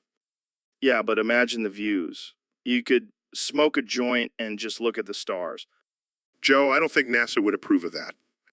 Oh, come on. They've got some space weed up there. I highly doubt that. And even if they did, I don't think they'd want you getting high and messing around with their equipment. Fine. But what about aliens? You think they're out there? Joe, we've already discovered millions of different species on Earth alone. The chances of there being other life forms in the universe are pretty high. Yeah, but do you think they're chill? Would they smoke with us? Joe, I highly doubt that any advanced alien species would want to smoke weed with a couple humans. Nigga, you don't think they'd be down for some intergalactic puff pass? Joe, you never fail to surprise me with your ridiculous questions. Hey, I'm just trying to keep it interesting. But seriously, what if they're super advanced and have some crazy alien weed that we've never even heard of? Joe, I think you've been watching too much Ancient Aliens. Maybe you. So, Ben, welcome to the show. Thank you, Daddy Goth Joe Rogan. What the hell is that? It's my disease. I can only say Daddy Goth Joe Rogan. Well, that's certainly a unique condition. How did you even get diagnosed with that? I was a goth club trying to fit in with the cool kids, and suddenly I couldn't say anything else. Oh man, that's rough. So, Daddy Goth Joe Rogan, what do you think about the current political climate? Well, Daddy Goth Joe Rogan, I believe that Wait, why do you keep calling me that? because that's your name, Daddy Goth Joe Rogan. Okay, let's move on. What do you think about the cancel culture? Daddy Goth Joe Rogan, I think it's ridiculous. People are getting canceled for the smallest things these days. It's like they're trying to find reasons to be offended. Yeah, I agree. It's getting out of hand. Daddy Goth Joe Rogan, can I ask you a question? Sure, Ben, shoot. Have you ever tried DMT? Oh man, you're not the first person to ask me that, Daddy Goth Joe Rogan. But no, I haven't. Have you? Yes, Daddy Goth Joe Rogan, and let me tell you, it was life-changing. I saw. So, Ben, I gotta ask you, do you wash your ass in the shower? Joe, I can't believe we're having this conversation, but yes, I do. Oh, so you're saying you touch your own ass. That's pretty gay, Ben. No, Joe. It's called basic hygiene. Something I'm sure you're not familiar with. Hey, I shower every day, but I don't go around washing my ass like some kind of homo. Joe, I hate to break it to you, but washing your ass doesn't make you gay. It just means you have good personal hygiene. But don't you think it's a little Suze, Ben? I mean, you're literally rubbing your own ass. Joe, let me ask you something. Do you wipe your ass after you take a dump? Of course I do. But that's different. How is it different, Joe? You're still touching your own ass. Well, I never thought about it that way, but I still think it's a little gay. Joe, you need to let go of these ridiculous stereotypes. Washing your ass is not gay. It's just common sense. Okay, fine. Maybe you're right. But I still don't trust anyone who enjoys washing their ass a little too much. Joe, I think you're just jealous that you can't reach your own ass in the shower. Hey, I have long arms, okay? I can reach just fine. Sure, Joe, whatever helps you sleep at night. But seriously, let's move on to a more... So, Elon, I heard you and Mr. Beast have been diagnosed with early onset Alzheimer's. Yeah, man, it's a real bummer. But at least we'll forget all the dumb shit we've done. True. But seriously, how are you guys dealing with it? Well, we've been trying out some experimental treatments, like snorting crushed up memory cards. What the hell, Elon? That can't be good for your brain. Oh, it's fine. We also have a daily routine of playing Russian roulette with tasers. That's not a treatment. That's just straight up dangerous. Hey, we gotta keep our brains on their toes. Can't let them get too comfortable. I don't think that's how Alzheimer's works, Elon. Well, we also have a backup plan. We're gonna upload our consciousness onto a USB drive and just plug it into a robot body. That's actually not a bad idea. Yeah, and then we can just keep upgrading our robot bodies until we become indestructible cyborgs. I think you might be onto something there, Elon. But let's not forget about the important things, like smoking weed and talking about aliens. Yeah, I almost forgot. Let's light up and ponder the mysteries of the universe. This Alzheimer's thing might not be so bad after all. So, Mr. Beast, what's new with you? Ro Johan. Wait, what? Is that some new slang term or something? Ro Johan. Oh my god, are you okay? Do you have some kind of brain injury or something? Ro Johan. This is not funny, man. We can't just sit here and have a conversation if all you can say is Ro Johan. Ro Johan. Can you at least try to communicate with me? Use hand gestures or something? Oh, great. That's really helpful. Ro Johan. Okay, let's try this. How about you just nod for yes and shake your head for no?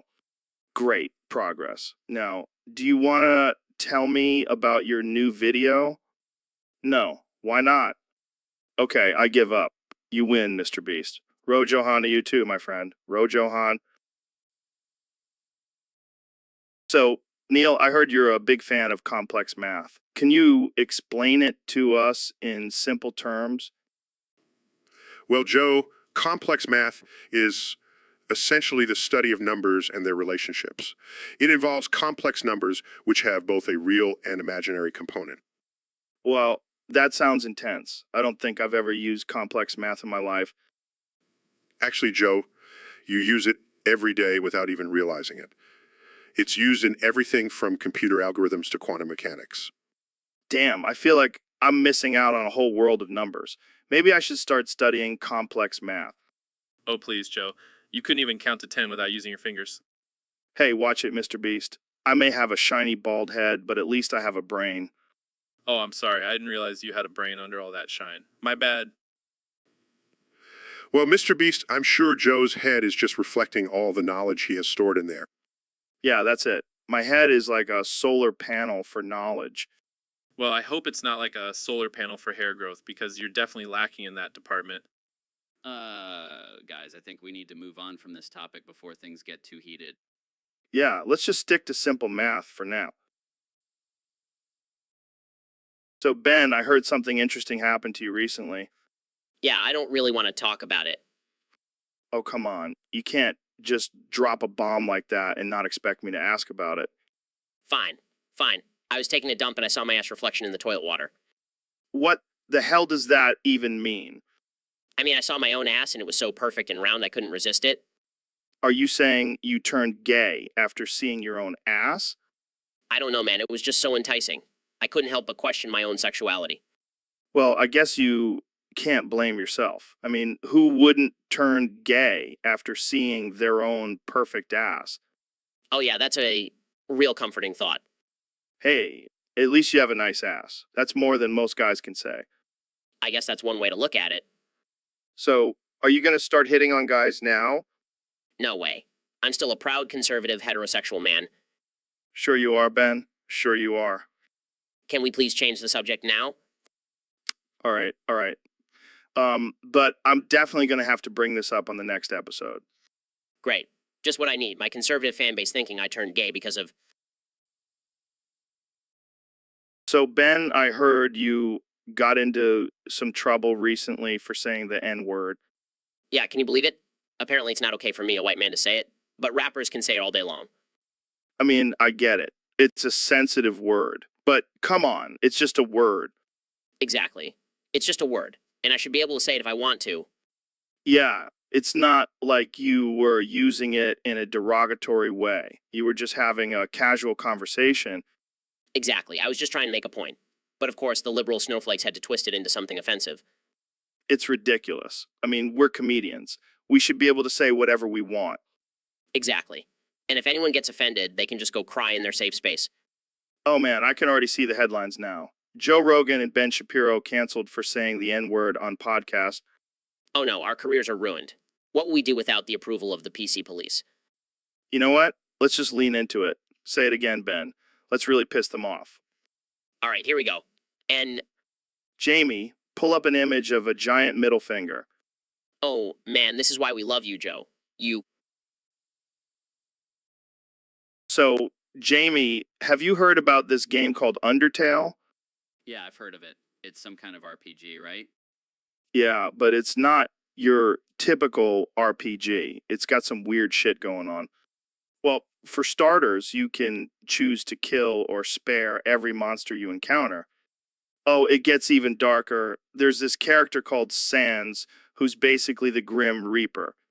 Yeah, and he sings this song about how he's going to have a bad time if you don't play by the rules. The rules of the game, Jamie. It's like a choose your own adventure, but with more death and singing. And then there's this character called Flowey, who's a talking flower, and he's basically a psychopath. Talking flower. What the hell is going on in this game? I have no idea, man, but it's fucking hilarious. You gotta see this shit.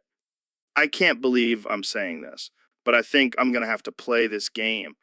I'll join you, Joe. We can sing the story of Undertale together. In a world of monsters and death, we'll choose our path with every breath. Will we spare or will we kill? It's all up to us. It's quite a thrill. With Sans as our... So, Neil, I heard you've been up to some interesting things lately. Oh, you mean my side hustle on Discord? Yeah. What's that all about? Well, I've been pretending to be a girl to get extra money. What the hell, Neil? That's insane. Hey, it's a lucrative business. Those thirsty guys will pay top dollar for some virtual attention. But isn't that kind of messed up? Catfishing people for money? Hey, they should know better. Plus, it's not like I'm hurting anyone. I don't know, man. Seems pretty unethical to me. Oh, lighten up, Joe. It's all in good fun. And the money is definitely worth it. Yeah, I'm sure your conscience is just fine with it. My conscience is fine as long as I can buy a new telescope with the cash. Fair enough. But seriously, what kind of conversations do you have with these guys? Oh, just the usual. They ask me for pictures. I send them some fake ones. They tell me I'm beautiful. I tell them I'm a dude. It's all part of the game. That's messed up, man. But hey, whatever floats your boat. Exactly. And I'm making bank while I'm at it. Well, I can't argue with that logic. Jamie, pull up an image of Neil in a wig. So, Mr. Beast, I heard you spent $1 trillion fixing penises. Yeah, Joe. I figured it was time to put my money where my mouth is and help out all the limp dicks out there. That's one way to stimulate the economy. You know it, Joe. And let me tell you, it was quite the experience. I had to hire a team of doctors and scientists to come up with a solution. I can only imagine the experiments they had to conduct. Oh, it was wild. We tried everything from Viagra to electric shock therapy. Electric shock therapy. That's intense. Hey, desperate times call for desperate measures. And let me tell you, it worked. We had men walking around with erections for days. That's gotta be some kind of record. Oh, it definitely was. But then we ran into a problem. What's that? What's that? The women. They couldn't handle all the attention from their partners. I can only imagine. So we had to invest in some mind control technology to tone them down. Mind control. That's a bit extreme, don't you think? Hey, when you're dealing with $1 trillion and millions of penises, you gotta do what you gotta do. Well, I'm sure the men are grateful for your efforts. Oh, they definitely are. And I have to say, I've never seen so many happy and satisfied men. So, Elon, I heard you're working on a new project to colonize Mars. Yeah, it's going to be epic. We'll finally have a backup plan in case Earth goes to shit. That's cool and all, but have you ever thought about colonizing my brain? What? I have this disease where I can only say your name. It's like Tourette's, but for Elon Musk. That's not a real disease, Joe. Oh, it's real. Trust me. I've been saying your name in my sleep. Well, I guess that's better than dreaming about me. Hey, don't knock it till you try it. I'll pass. But seriously, how does that even work? You just randomly shout my name in the middle of conversations? Pretty much. It's like a verbal tick. Elon, Elon, Elon. Okay, this is getting weird. Speaking of weird, have you ever tried DMT? No, but I've been on enough acid trips to last a lifetime. Oh man, we got to get you on that DMT train. It'll open up your mind and you'll see the universe in a whole new way. Good. Thanks. I'll stick to building rockets and electric cars. Suit yourself. But if you ever change your mind, just say my name 3 times and I'll be there with a pipe full of DMT. Yeah, I think I'll pass on that too. But hey, thanks for the offer, Joe. So, Mr. Beast, what's the latest challenge you've come up with? Well, Joe, it's called the Try Not to Bust on Mr. Beast's Face Challenge. What the hell? That's absurd. I know, right? But hear me out. It's gonna be hilarious. Okay, I'm listening. So basically, I'll have a bunch of guys lined up, and they have to try not to bust a nut while I do ridiculous things to my face. Oh my god, that's so wrong. I know, but it'll be funny as hell. I'll have my face covered in peanut butter, and maybe I'll stick a banana up my nose. This is insane. And whoever can hold out the longest without busting wins $1 million. $1 million. That's a lot of money just to not bust on your face. Hey, I gotta keep things interesting. Plus, think of the views on YouTube. You're a madman, Mr. Beast. Hey, you gotta do what you gotta do for those views. And besides, it's all in good fun. I can't wait to see this challenge. But I have to ask why your face. I don't know, it just seemed like a good target. Plus, I've got a pretty good poker face, so it'll be a challenge for the contestants. Well, I can't wait to see who wins this challenge. But I'm definitely not participating. So, Neil, what's new in the world of space? Well, Joe, there's always something new and exciting happening in space. Just recently, we discovered a new exoplanet with potential for life. Wow, that's crazy. Do you think we'll ever be able to travel to other planets and meet extraterrestrial life? It's definitely a possibility, Joe. With advancements in technology, anything is possible. Hey, Joe, fuck you. What the hell, Mr. Beast? What are you doing here? Just wanted to drop by and tell you to go fuck yourself. Excuse me, who are you? I'm Mr. Beast, the king of YouTube. And I just wanted to say fuck you too, Neil. I'm sorry, what? Yeah, fuck you for being so smart and making me feel dumb. Well, this just got awkward. Fuck you, Joe. And fuck your podcast. I'm out of here. Well, that was unexpected. Yeah, I don't even know what to say. Maybe we should just stick to talking about space. Good idea. Fuck that guy. So we have a question here from a Discord user. They want to know how you come up with all these ridiculous challenges and stunts for your videos. Well, Joe, it's simple. I just asked my Discord fam for suggestions. Your Discord fam. Is that like a cult? No, it's just a group of loyal fans who suggest crazy ideas for me to do. And do you actually do all of them?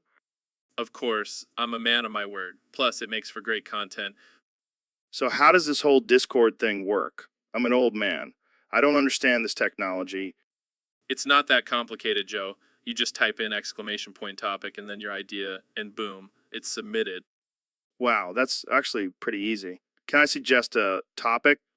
Sure, Joe, I'm always open to new ideas. Okay, how about you do a video where you try to survive in the wilderness with nothing but a pack of wild wolves? That's not a bad idea, Joe. I'll have to see if I can find some willing wolves. And make sure you film it, because if you die, I want to see it. Don't worry, Joe. I always have a camera crew with me. And if you do survive, I want to see you howl with the wolves. Laughs. So, Elon, thanks for coming on the show. How's everything going with Tesla? Just trying to save the world and all that. But honestly, I'm more concerned about saving my own ass right now. What do you mean?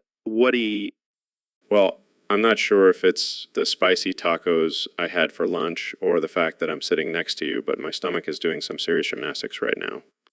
Are you serious? Dead serious. Clenching my butt cheeks so hard right now, I could probably power a small city with the energy. Oh man, that's rough. Do you need to take a break or something? No, I can handle it. Elon freaking Musk, I can handle anything. But just in case, Jamie, pull up an image of a toilet with a sad face. That's how I feel right now. Well, I guess this is what happens when you try to push the boundaries of human innovation. Your body just can't keep up. Yeah, I guess so. But hey, at least I'm not the only one suffering. I'm sure there are plenty of people listening who can relate. We can relate. Oh, I'm sure they can. But let's get back to the important stuff. Tell me more about your plans for colonizing Mars. Can we please talk about something else? I'm starting to sweat bullets here. So, Mr. Beast, what's the craziest thing you've done for a video? Well, Joe, I once tried to beat the hardest tower in Juke's Towers of Hell blindfolded. Blindfolded? That's insane. Yeah, but it wasn't just any blindfold. It was made out of my own chest hair. What the hell, man? Hey, you gotta do what you gotta do for views. But did you actually beat the tower? Of course not. I fell off the first platform and broke my nose. Ouch. That's dedication. And then I had my friends take turns slapping me in the face with raw chicken. What the fuck? Why? To distract me from the pain. Duh. You're a sick man, Mr. Beast. Hey, at least I didn't try to beat the tower with my nipples. Oh, God, please tell me you didn't. Let's just say I learned my lesson after that one. Well, I think it's safe to say you won't be doing any more blindfolded challenges anytime soon. Oh, you never know, Joe. The crazier the challenge, the better the views. Well, Joe, it all started when I saw that shiny bald head of yours. It's like a beacon of mediocrity. Hey, my bald head is a symbol of strength and masculinity. More like a symbol of a failed evolution. Your ancestors must have been the laughingstock of the primate world. That's low, Neil. But I gotta admit, your hairline is receding faster than the polar ice caps. At least I have hair to recede, you bald head ass motherfucker. Easy there, Neil. I may be bald, but at least I'm not an astrophysicist. Oh, I'm sorry. I forgot you dropped out of college to become a stand-up comedian. Hey, I'm successful now, unlike some people who are still stuck in the lab. Yeah, but at least I have a brain. Yours is probably just a smooth, shiny surface. You know what, Neil? I may be bald, but at least I'm not a stuck-up, pretentious scientist. And maybe a scientist, but at least I'm not a washed-up has-been comedian. Touche, Neil. Touche. But seriously, Joe, you should really consider wearing a hat. And you should consider getting a sense of humor, Neil. Touche again, Joe. Touche. So, Ben, I heard you've been working on something new and exciting in the English language. Yes, Joe, I have. I've invented a new verb called skibidi. Skibidi? What does that mean? Man, Well, it's a versatile verb that can be used in a variety of situations. For example, I skibidi-ed my way out of that awkward conversation. interesting. Can you give us some more examples? Of course, I skibidi-ed my way through traffic to get to work on time, or I skibidi-ed my way into her heart with my charming wit. Wow, this verb has endless possibilities. How did you come up with it? It just came to me in a moment of pure genius. I was sitting on the toilet and it just hit me. That's a pretty shitty origin story. Haha, very funny. But seriously, skibidi is the future of the English language. I can see it now. Dictionaries will have to add a new entry for skibidi. And it'll be right next to covfefe.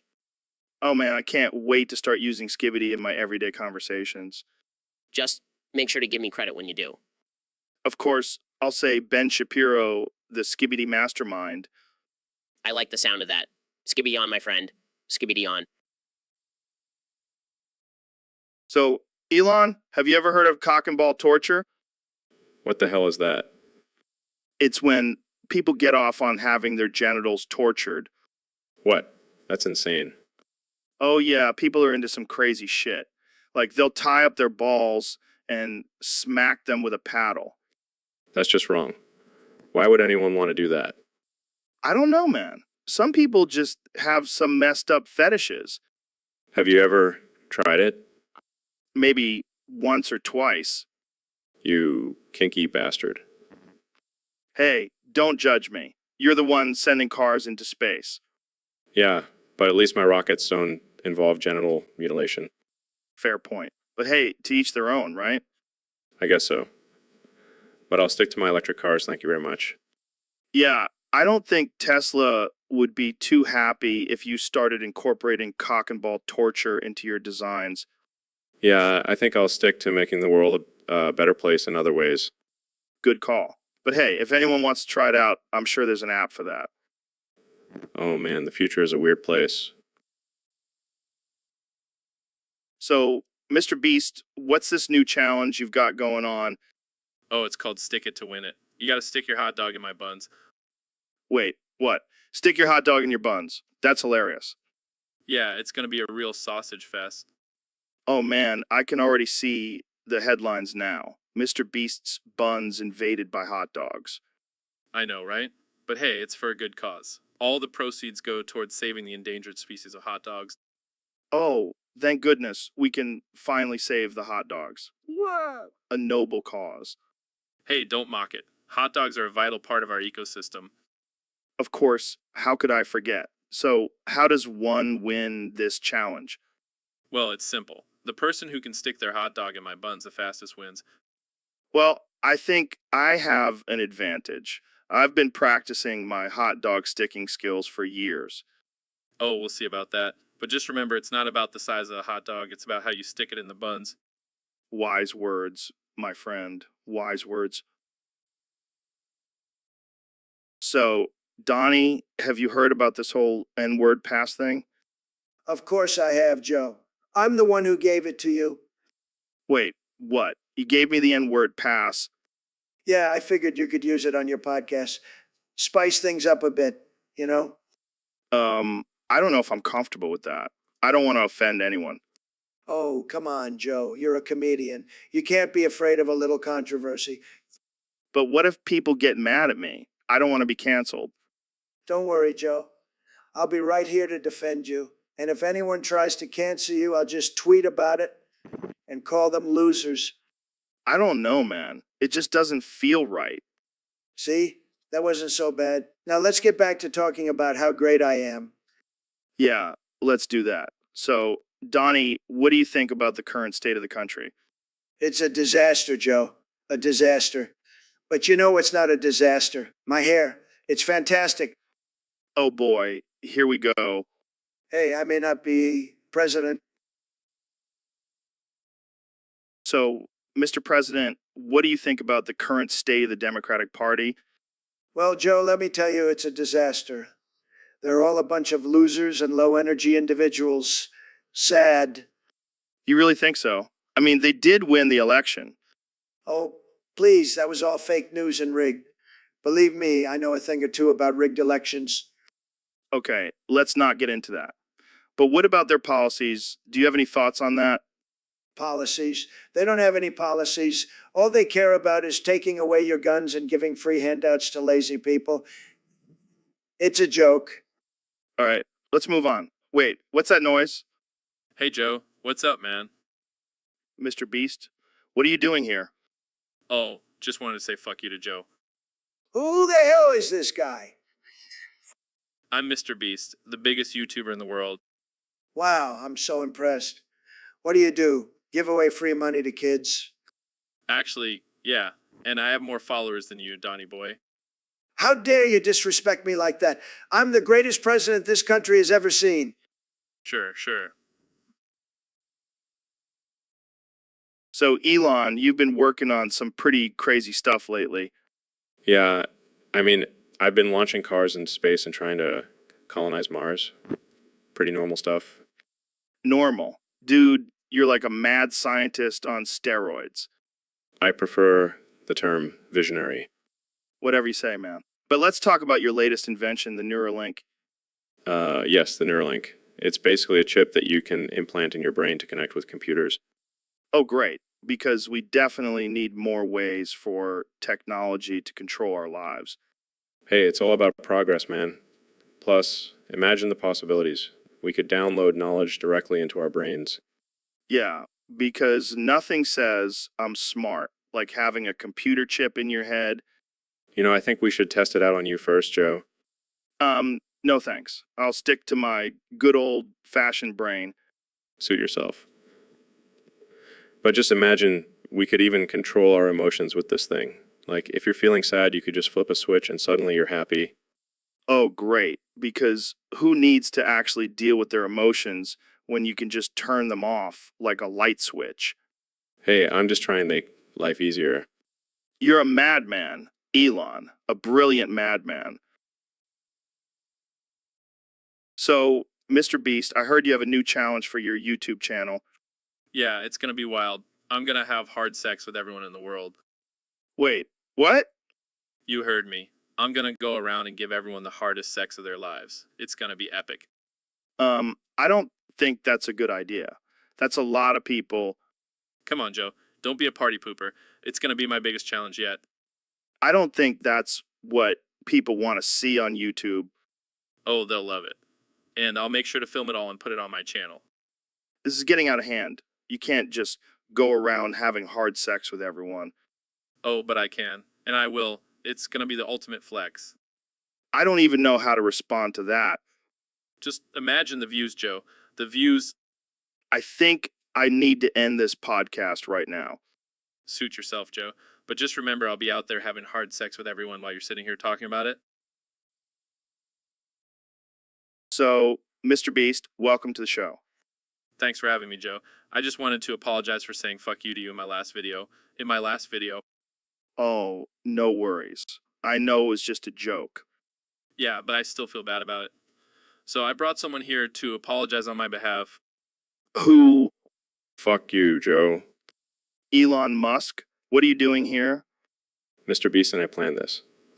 We wanted to apologize together because we both said fuck you to you. Well, I appreciate the effort, but you didn't have to sneak onto my podcast. I just wanted to make a dramatic entrance.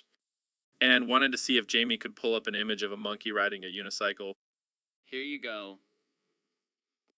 What does this have to do with anything? With... Absolutely nothing. I just wanted to see if Jamie could do it. You guys are hilarious. Glad I crashed this podcast. Well, since we're all here, let's have some fun. Jamie, pull up an image of a giraffe wearing a tutu. Here it is. This is great. I'm definitely coming back on this show.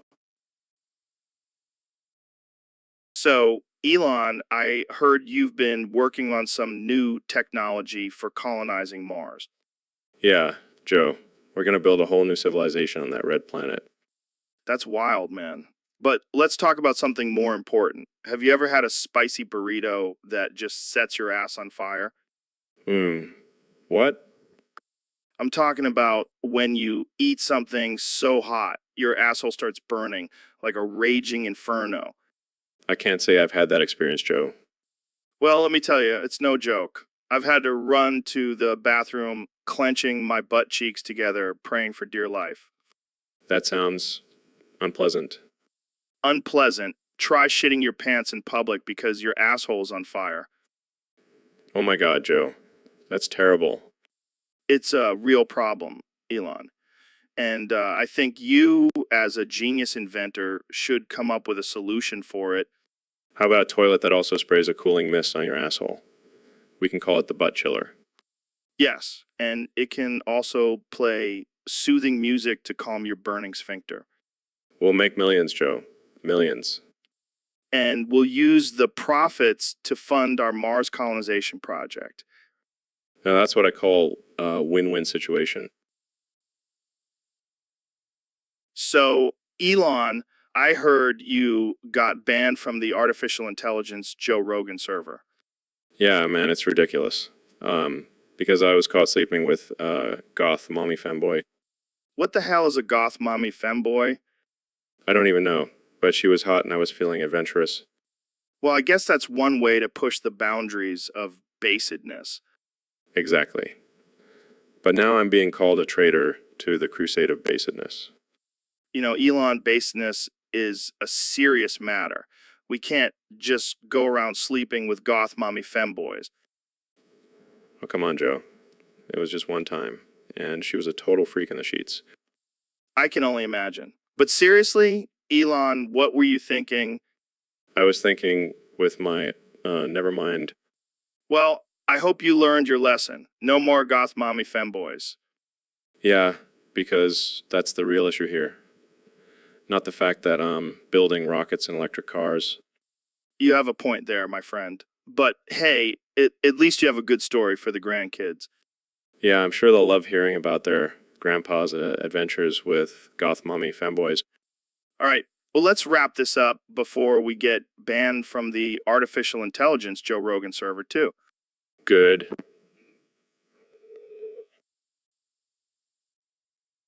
So, Drake, I've been hearing some rumors about you having a ghostwriter. Is that true?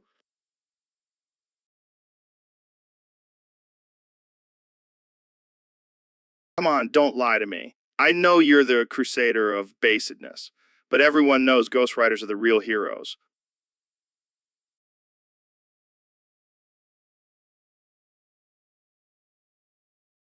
Oh, shots fired.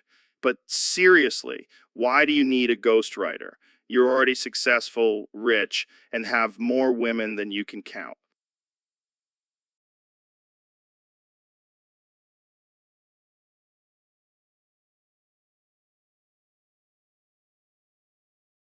Fair enough. But don't you think it's a bit dishonest to not give credit to your ghostwriter?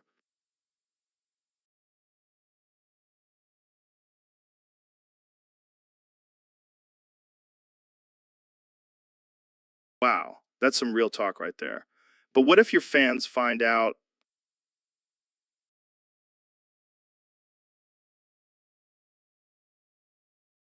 Well, I can't argue with that logic. So, who's your ghostwriter? Can you give us a name?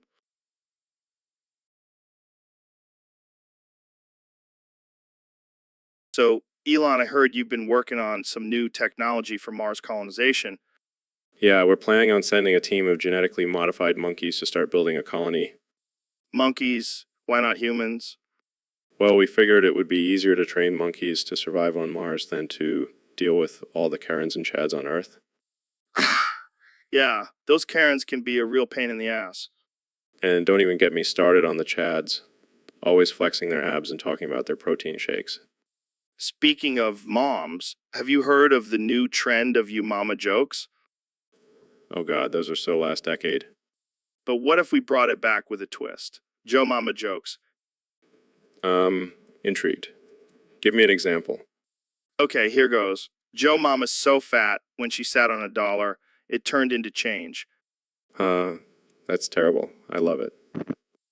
Jamie, pull up an image of a fat cat. Speaking of fat cats, have you seen the size of Jeff Bezos' bank account? Yeah, it's almost as big as Joe Mama's appetite. Ouch, that's harsh. But speaking of moms, did you know my mom is a model? Really? I thought she was a nutritionist. Well, she's both. She models for weight loss ads. Jamie, pull up an image of a weight. So, Elon, I heard you're renaming SpaceX to SpaceX. Yeah, I figured it's time to spice things up a bit. Who doesn't love a little intergalactic action? I mean, I'm all for it. But what about the investors? Are they on board with this name change? Oh, they'll come around. I mean, who wouldn't want to invest in a company that's literally named after sex? Fair point. But what about the employees? Are they going to have to wear astronaut suits with crotchless pants now? Absolutely. And we'll have zero gravity orgies during our space missions. You're a madman, Elon. But I love it. So, what's the slogan gonna be? Space is sex, where the only thing that's out of this world is the sex. That's perfect. And our tagline can be exploring the final frontier, one orgasm at a time. Oh man, I can already see the headlines. SpaceX becomes SpaceX mission to Mars, turns into missionary to Mars. Turns into missionary to Mars. And our rockets will have a new design. Instead of a pointy tip, it'll be shaped like, well, you know. Oh god, this is too much. But seriously, what inspired this name change? Well, I was watching some alien porn and I thought, why not combine my two passions? Space and sex. You never cease to amaze me, Elon. But hey, I'm all for it. So, Elon, have you heard the latest breaking news? No, what is it? Apparently, some unhinged user got banned from Discord for being too offensive. That's hilarious. What did they do? Well, apparently, they were making some absurd and dark jokes that crossed the line. Oh, no. Someone made an offensive joke on the internet. How will we ever recover? Exactly. I mean, come on, it's the internet. We should be able to joke about anything. I agree. We can't let a few sensitive people ruin the fun for everyone else. And, you know, what's even crazier? Apparently, they were using a fake name on their account. No way. Fake name. How dare they deceive us like that? It's ridiculous. I mean, who cares what name they use? It's not like it's their real identity. Yeah, let's do it. And while we're at it, let's make some offensive jokes ourselves. Oh, I have a good one. How many sensitive people does it take to change a light bulb? I don't know. How many? None. They're too busy getting offended by the darkness. So, Elon, I heard you've been working on some new technology. What's the latest? Well, Joe, I've been working on a new type of arm for humans. It's called the dildo arm. Wait, what? Did you say dildo arm? Yes, it's an arm that can also function as a dildo. Oh man, this is too good. How does it work? Well, it's a robotic arm with a built-in motor and various attachments. It can be controlled with remote or through brain signals. This is insane. Can you imagine walking around with a dildo arm? Yes, Joe, I can imagine it. In fact, I've already tested it out myself. Wait, what? Oh yes, been walking around with a dildo arm for the past week. It's quite functional.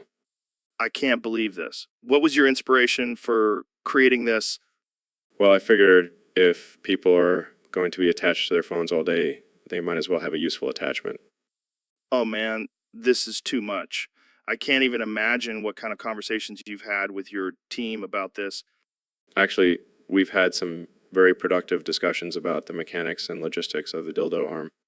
Productive. So, Elon, have you seen the new Tesla Model I? Yeah, I have. It's like a sexy spaceship on wheels. Agreed. And speaking of spaceships, what do you think about colonizing Mars? Just a little side project working on. No big deal. Well, I heard you're planning on sending people there in 2024. Yeah, and they better be ready for some serious alien butt probing. Oh man, you never fail to surprise me, Elon. Hey, it's all part of the Mars experience. But seriously, I think it's important for humanity to become a multiplanetary species. Agreed. But let's get back to Earth for a second. What's your take on climate change? Well, I'm working on electric cars and solar panels, but let's be real, we're all screwed. You're such an optimist, Elon. Hey, at least we'll have cool electric cars to drive to our doom. And speaking of doom, what do you think about the current state of politics? Honestly, I think we should just send all the politicians to Mars. Let them deal with the aliens. I like the way you think, Elon. But seriously, do you think you could ever run for president? I'd rather just focus on building my underground lair, for when the world ends. Well, I think we can all agree that. So, Elon, I heard you have some new developments in your Neuralink project. Yeah, we're working on some pretty insane stuff. We can now control a monkey's brain with a chip in its head. Wow, that's crazy. Can you imagine if we could do that with humans? Actually, we've already tested it on a few volunteers. Really? What happened? Well, let's just say they had a very interesting reaction to the new feature we added. What feature? Oh, just the ability to make them commit on command. What the hell, Elon? Hey, we're all about pushing boundaries here. And let's be real, who wouldn't want that kind of power? I don't know, man. That seems a little unethical. Oh, come on. It's all in good fun. Plus, think of the possibilities. You could make your enemies come in the middle of a business meeting. Okay. You have a point there. And just think, with our advanced technology, we could even make them come in from across the world. All right. I can't argue with that. But what about the volunteers? Don't worry about them. They signed a waiver. Plus, they get a free Neuralink t-shirt. Well, I guess that's a win-win for everyone then. So, Elon, I heard you've been working on some new technology lately. Yeah, I've been tinkering with some ideas. Just try and change the world and all that. Well, word on the street is you're developing some kind of dildo arms. Yeah, you heard right. Figured why not combine pleasure and practicality? I mean, I can see the appeal, but how exactly do these dildo arms work? Well, they're fully customizable. You can choose the size, shape, and texture of the dildos. And they're powered by electricity, so they never run out of juice. That's one way to keep the party going. And they have a built-in artificial intelligence that can sense when you're in the mood. It's like having a personal pleasure assistant. Oh, great. Just what we need. More robots taking over our lives. Hey, if robots are going to take over, they might as well make us feel good while they do it. I can't argue with that logic. But what about the potential for accidents? I mean, you don't want to accidentally impale someone with those things. Oh, don't worry. We have strict safety protocols in place. Plus, we're working on a feature that will retract the dildos if they sense any danger. Wow, you really thought of everything. That's why they call me the Dildo Arms Master. So, Mr. Beast, how do you make all your money? You seem like a nice guy, not like some of these other internet millionaires. Well, Joe, I have a little secret. I pretend to be a sugar mama and scam people out of their hard-earned cash. What the fuck? That's insane. Yeah, but it works like a charm. I send out fraudulent checks and my victims cash them thinking they hit the jackpot. But little do they know, the check bounces back and I'm already long gone with their money. That's some dark shit, man. But I can't say I'm not impressed. Hey, it's all about the hustle, right? And let's be real, these people are just asking for it. Who falls for a sugar mama scam in this day and age? I guess you have a point there. But what about the guilt? I mean, you're basically stealing from innocent people. I don't let that bother me. I just think of it as a little game. And I always come out on top. Well, I can't say I condone your methods, but I can't deny that it's entertaining as hell. Exactly, Joe. It's all about the entertainment value, and the fact that I can afford to buy a new private island every month doesn't hurt either. Damn, now I'm starting to see the appeal. Maybe I should try being a sugar mama too.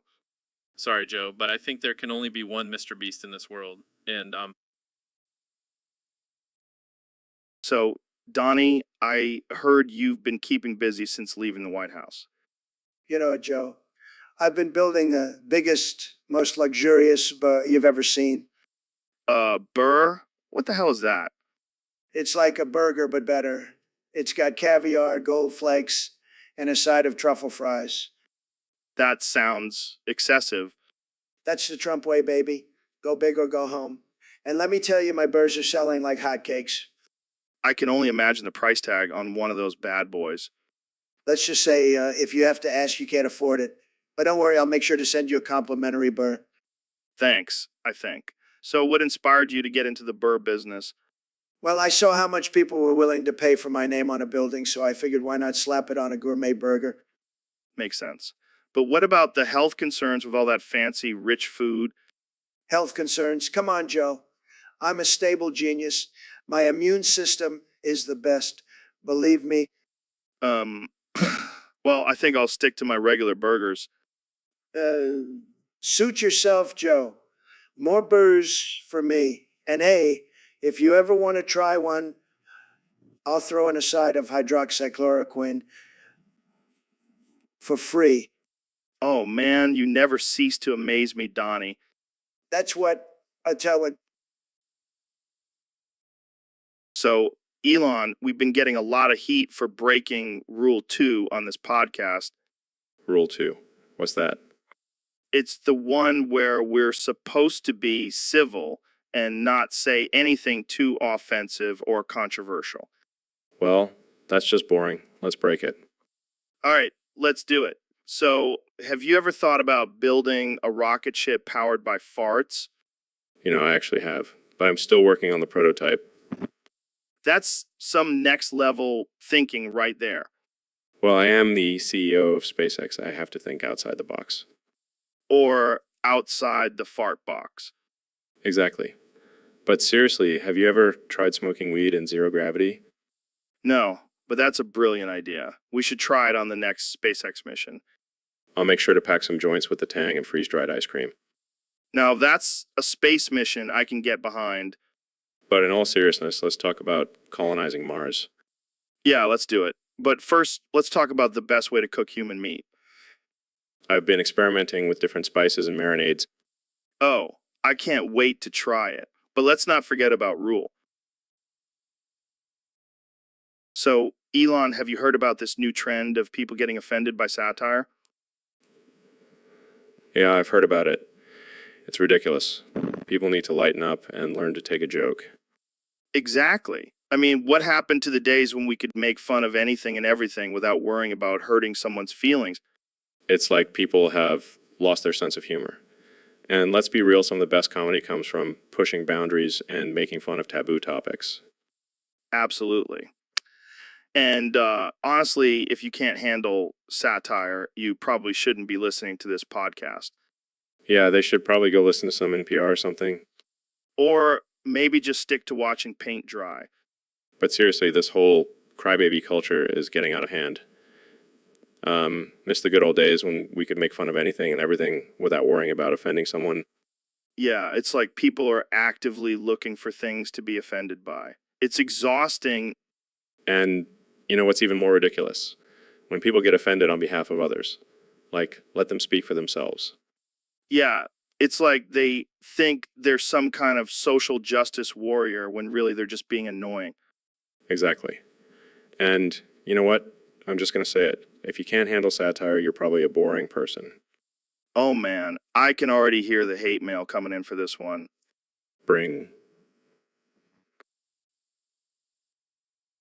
So, Mr. Beast, have you heard about this crusader of basedness guy on Discord? Well, apparently he's been using the topics channel to harass users who were slightly mean to him, and he just won't stop, even after being told it's a problem. That's messed up, man. What kind of things is he saying? Oh, just your typical offensive and ridiculous stuff. He's like a walking, talking meme. Sounds like he needs to lay off the internet for a bit. Yeah, but he's probably too busy defending his basedness to realize that. Basiness? What the hell does that even mean? I have no idea, but apparently it's his whole identity. He's like a crusader for being based or something. Well, I guess everyone needs a cause to fight for, even if it's completely absurd. Yeah, but the problem is that he's using it as an excuse to harass people. That's not cool. Definitely not cool. Maybe we should start a new movement called Crusaders Against Basedness, I like the sound of that. Let's do it. and we'll use our platform to spread positivity and kindness instead of hate and harassment. That's a great idea, Mr. Beast. We need more people like you in this world. Thanks, Joe. I just want to make the world a better place, one YouTube video at a time. Oh. So, Elon, have you ever heard of something called satire? Satire. Sounds like a fancy word for making fun of stupid people. Well, yeah, kind of. But it's more than that. It's like using humor to expose the absurdity of society. Like when I tweeted about taking Tesla private at $420, people thought I was serious, but it was just a joke. Exactly. It's all about pushing boundaries and making people think. I like that. Maybe I'll start incorporating satire into my tweets more often. Oh God, can you imagine the chaos that would cause? People already think you're a mad genius. Well, I am a bit unhinged. But hey, at least I have a sense of humor about it. That's what I love about you, man. You don't take yourself too seriously. Life's too short to be serious all the time. Plus, it's more fun to mess with people's heads. Speaking of messing with people's heads, have you ever heard of the term dark humor? Oh yeah, that's my specialty. Some people might find it offensive, but I find it hilarious.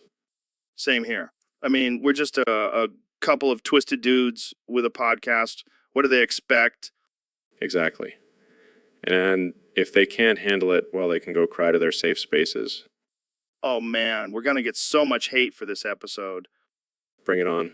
I'll just send. So, Jamie, what's going on with this whole Discord beef thing? I keep hearing about it. Oh man, it's getting out of control. The voices are getting louder and crazier. What do you mean by voices? Are we talking about literal voices or just the people on Discord? Both, man. It's like these people have lost their minds. They're saying some messed up stuff. Like what? What? Well, one guy said he wished the other guy would choke on a Tide Pod, and then the other guy said he hopes the first guy gets hit by a bus. Jesus, that's dark. But what started all of this? Apparently, it all started over a disagreement about pineapple on pizza. Can you believe that? Pineapple on pizza. That's it. These people need to calm down. I know, right? And now it's escalated to death threats and all kinds of crazy shit. This is bigger than Drake v. Kendrick. We need to get these guys on the podcast and settle this once and for all. I don't know, Joe. It might be too dangerous. These guys are unhinged. Don't worry, Jamie. We'll just have a couple DMT sessions before the podcast. That'll calm them down. Oh, God, I can only imagine the kind of conversations we'll have then. It'll be epic. And if they start getting too crazy, we'll just pull up an image of a cute puppy. That might just work. But seriously, these Discord beefs are no joke. They're like the wild, wild west of the internet. So, Elon, I heard you have some big news to share. Yeah, Joe. I finally found out I was adopted. What? How did you find out? Well, I was doing some digging and turns out my real parents are actually a pair of circus clowns. No way. That's hilarious. Yeah, real funny, Joe. Thought I was a genius inventor.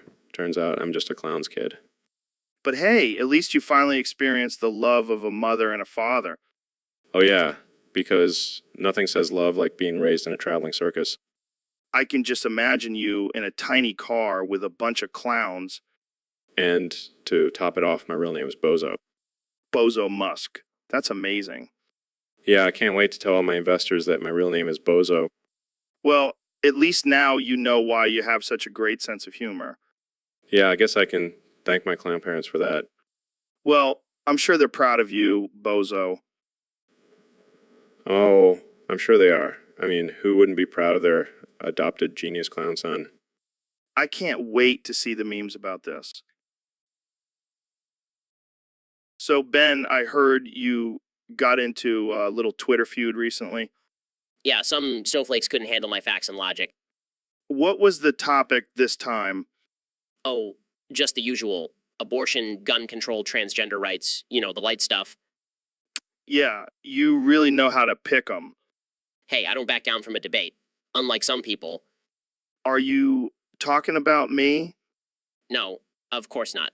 I'm talking about those whiny liberals who can't handle a little disagreement. Oh, yeah, because you never whine about anything. Excuse me. I am the epitome of stoicism and rationality. Right, right. That's why you made 700 comments on a random person's post. Hey, I was just trying to educate them on the truth. Sure. And I'm sure all those memes you posted really drove your point home. They were quite effective, if I do say so myself. You know what, Ben? You're like a little pit bull, always barking and snapping at anything that challenges your beliefs. Thank you, Joe. I take that as a compliment. Yeah, I'm sure you do. But let's move on to something more important, like how much weed we're going to smoke after this. Joe, So, Mr. Beast, I hear you've been making some big moves in the gaming world. Yeah, man, I just got added to Fortnite as a playable character. No way. What's your character's special ability? I can give away free V-Bucks to everyone in the game. That's insane. But I heard you had a run-in with Rick Sanchez from Rick and Morty. Oh yeah, that little green bastard gritted all over me. Grittied? Yeah, when someone takes a dump on your face while you're playing Fortnite? That's disgusting, but also kind of badass. Yeah, I was covered in green goo and my character was glitching like crazy. Like crazy, Sounds like a wild experience. definitely. But hey, at least I got some new followers from it. Oh yeah, nothing says follow me like being gritted on by a cartoon character. Hey, it's all about that clout, right? Absolutely. Well, I can't wait to see what other shenanigans you get into in the gaming world. Just wait until I team up with SpongeBob in Bikini Bottom Battle Royale. Now, that's a crossover I never knew I needed. So, Elon, what's new in the world of SpaceX? Well, Joe, we're working on a new rocket that runs on, wait for it, fart fuel. No way. You're kidding, right? Do I look like I'm kidding? We're calling it the Flatulence Falcon. That's insane. But hey, I wouldn't put it past you. You're always pushing the boundaries. That's what she said. Classic. So, have you been keeping up with the latest conspiracy theories? Of course. Did you know that the C and the G on our keyboards are purposely spaced out so we accidentally type out Kong Bang? What? That's messed up. Yeah, it's all part of a secret government plan to desensitize us to those words. Next thing you know, they'll be teaching ontology in schools. I can't believe it. You always have the craziest theories. It's not a theory, Joe. It's a fact. Wake up, sheeple. All right, let's talk about something else. How about your Neuralink project? Oh, man, it's going to revolutionize the way we think and communicate. And it's all thanks to my good friend Joe Rogan. Wait, what? What? So, Mr. President, what's been on your mind lately? Well, I've been thinking a lot about this word, pneumono-ultramicroscopic silicovolcanoconiosis. Have you heard of it? No, can't say I have. What does it mean? It's a lung disease caused by inhaling fine particles of volcanic ash. But the best part is it's the longest word in the English language. Wow, that's impressive. I know, right? And I've been practicing saying it all day. Pneumonultramicroscopic silicovolcanoconiosis. Pneumonultramicroscopic silicovolcanoconiosis. Why are you so obsessed with this word, Mr. President? Because it's bigly, Joe. The biggest word. And I love big things, big buildings, Big crowds, big words, But what does this have to do with anything? everything, Joe. Everything. I'm going to make pneumonotra silica volcanoconiosis the most talked about word in the world. It's going to be huge. I don't think that's how it works, Mr. President. Oh, trust me, Joe. I know how to make things big. I'm the best at it. And this word is going to be the biggest of them all. All right. Well, I think we should probably move on to a different topic. No, I'm not done yet. So, Ben, I heard you've been called the Crusader of Basedness. What does that even mean? Well, Joe, it means I am dedicated to defending the principles of logic and reason against the onslaught of liberal feelings and emotions. Emotions. So you're like a modern day knight fighting against the forces of political correctness. Exactly, and I take my role very seriously. I will not stand for any attacks on the sacred concept of basedness. But Ben, isn't it just a silly internet term? Silly? Joe, basedness is a way of life. It's a mindset. It's a religion. And I will not let anyone disrespect it. All right, calm down there, Ben. You're starting to sound like a crazy cult leader. How dare you, Joe? This is not a joke. This is serious business. I will not tolerate any mockery of basedness.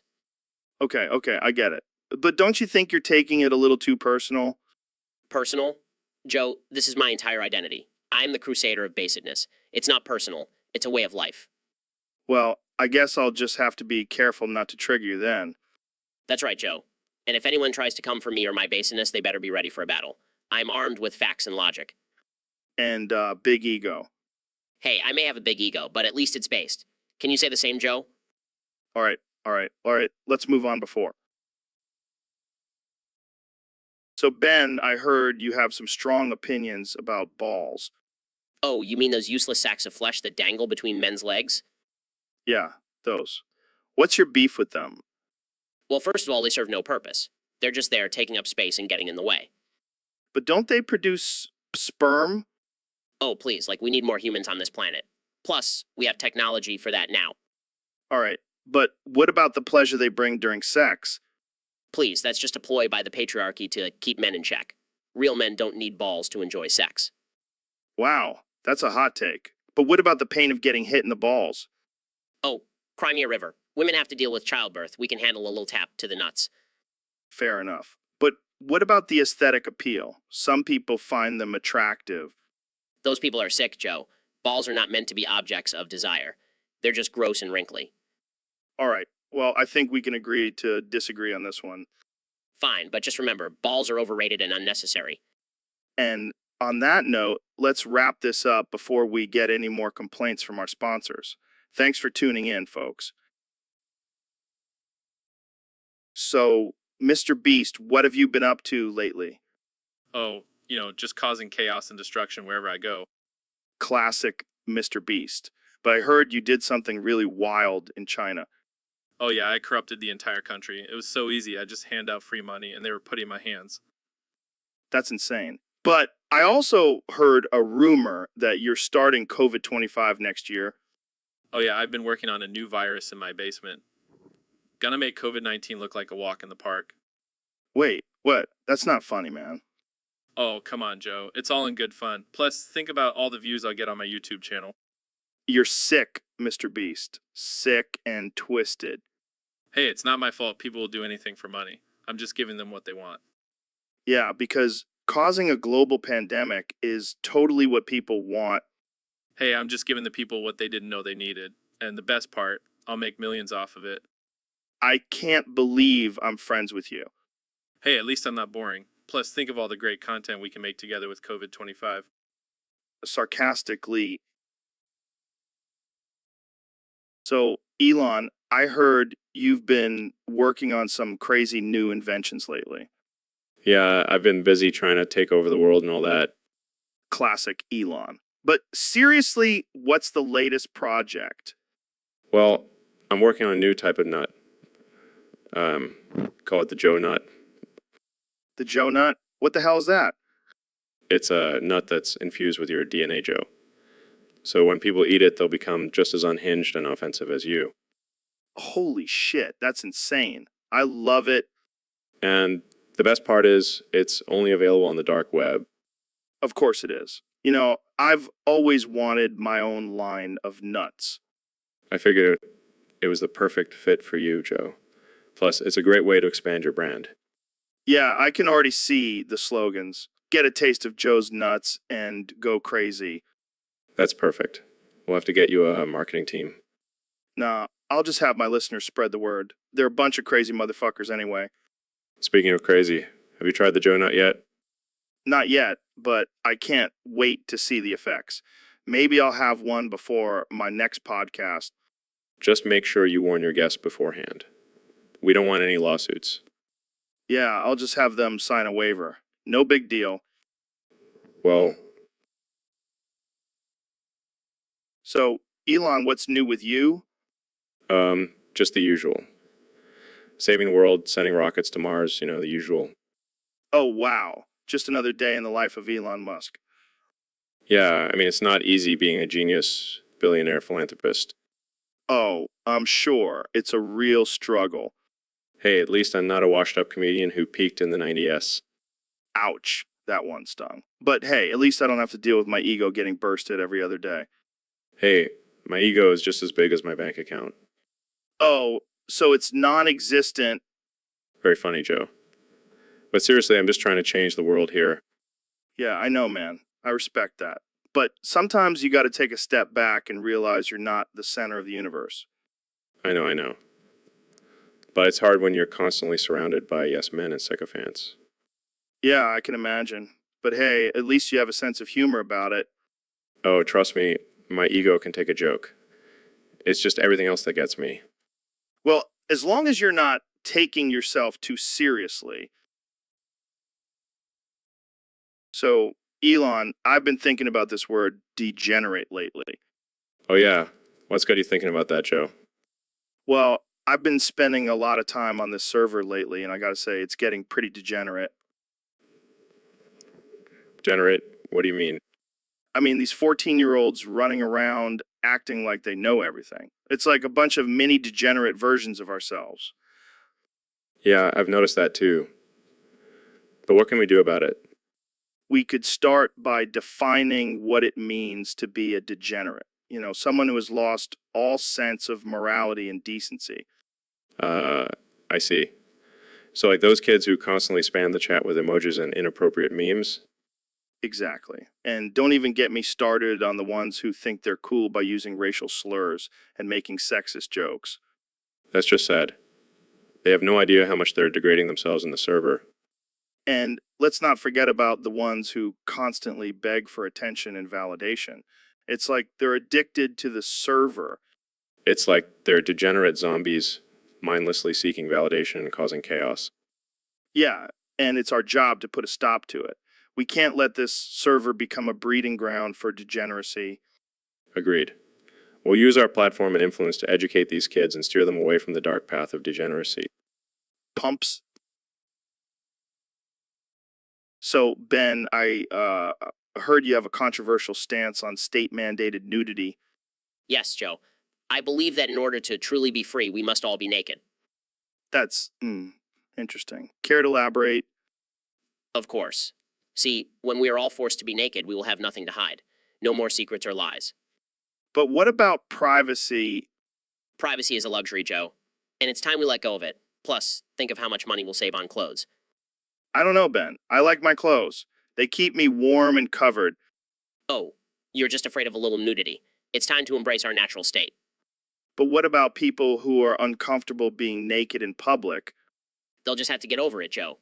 It's for the greater good. I don't think everyone will see it that way. Well, those who don't will be punished accordingly. It's time to shed our clothes and our inhibitions. I don't know if I can get on board with this, Ben. Oh, come on, Joe. Just imagine the freedom of walking down the street completely naked.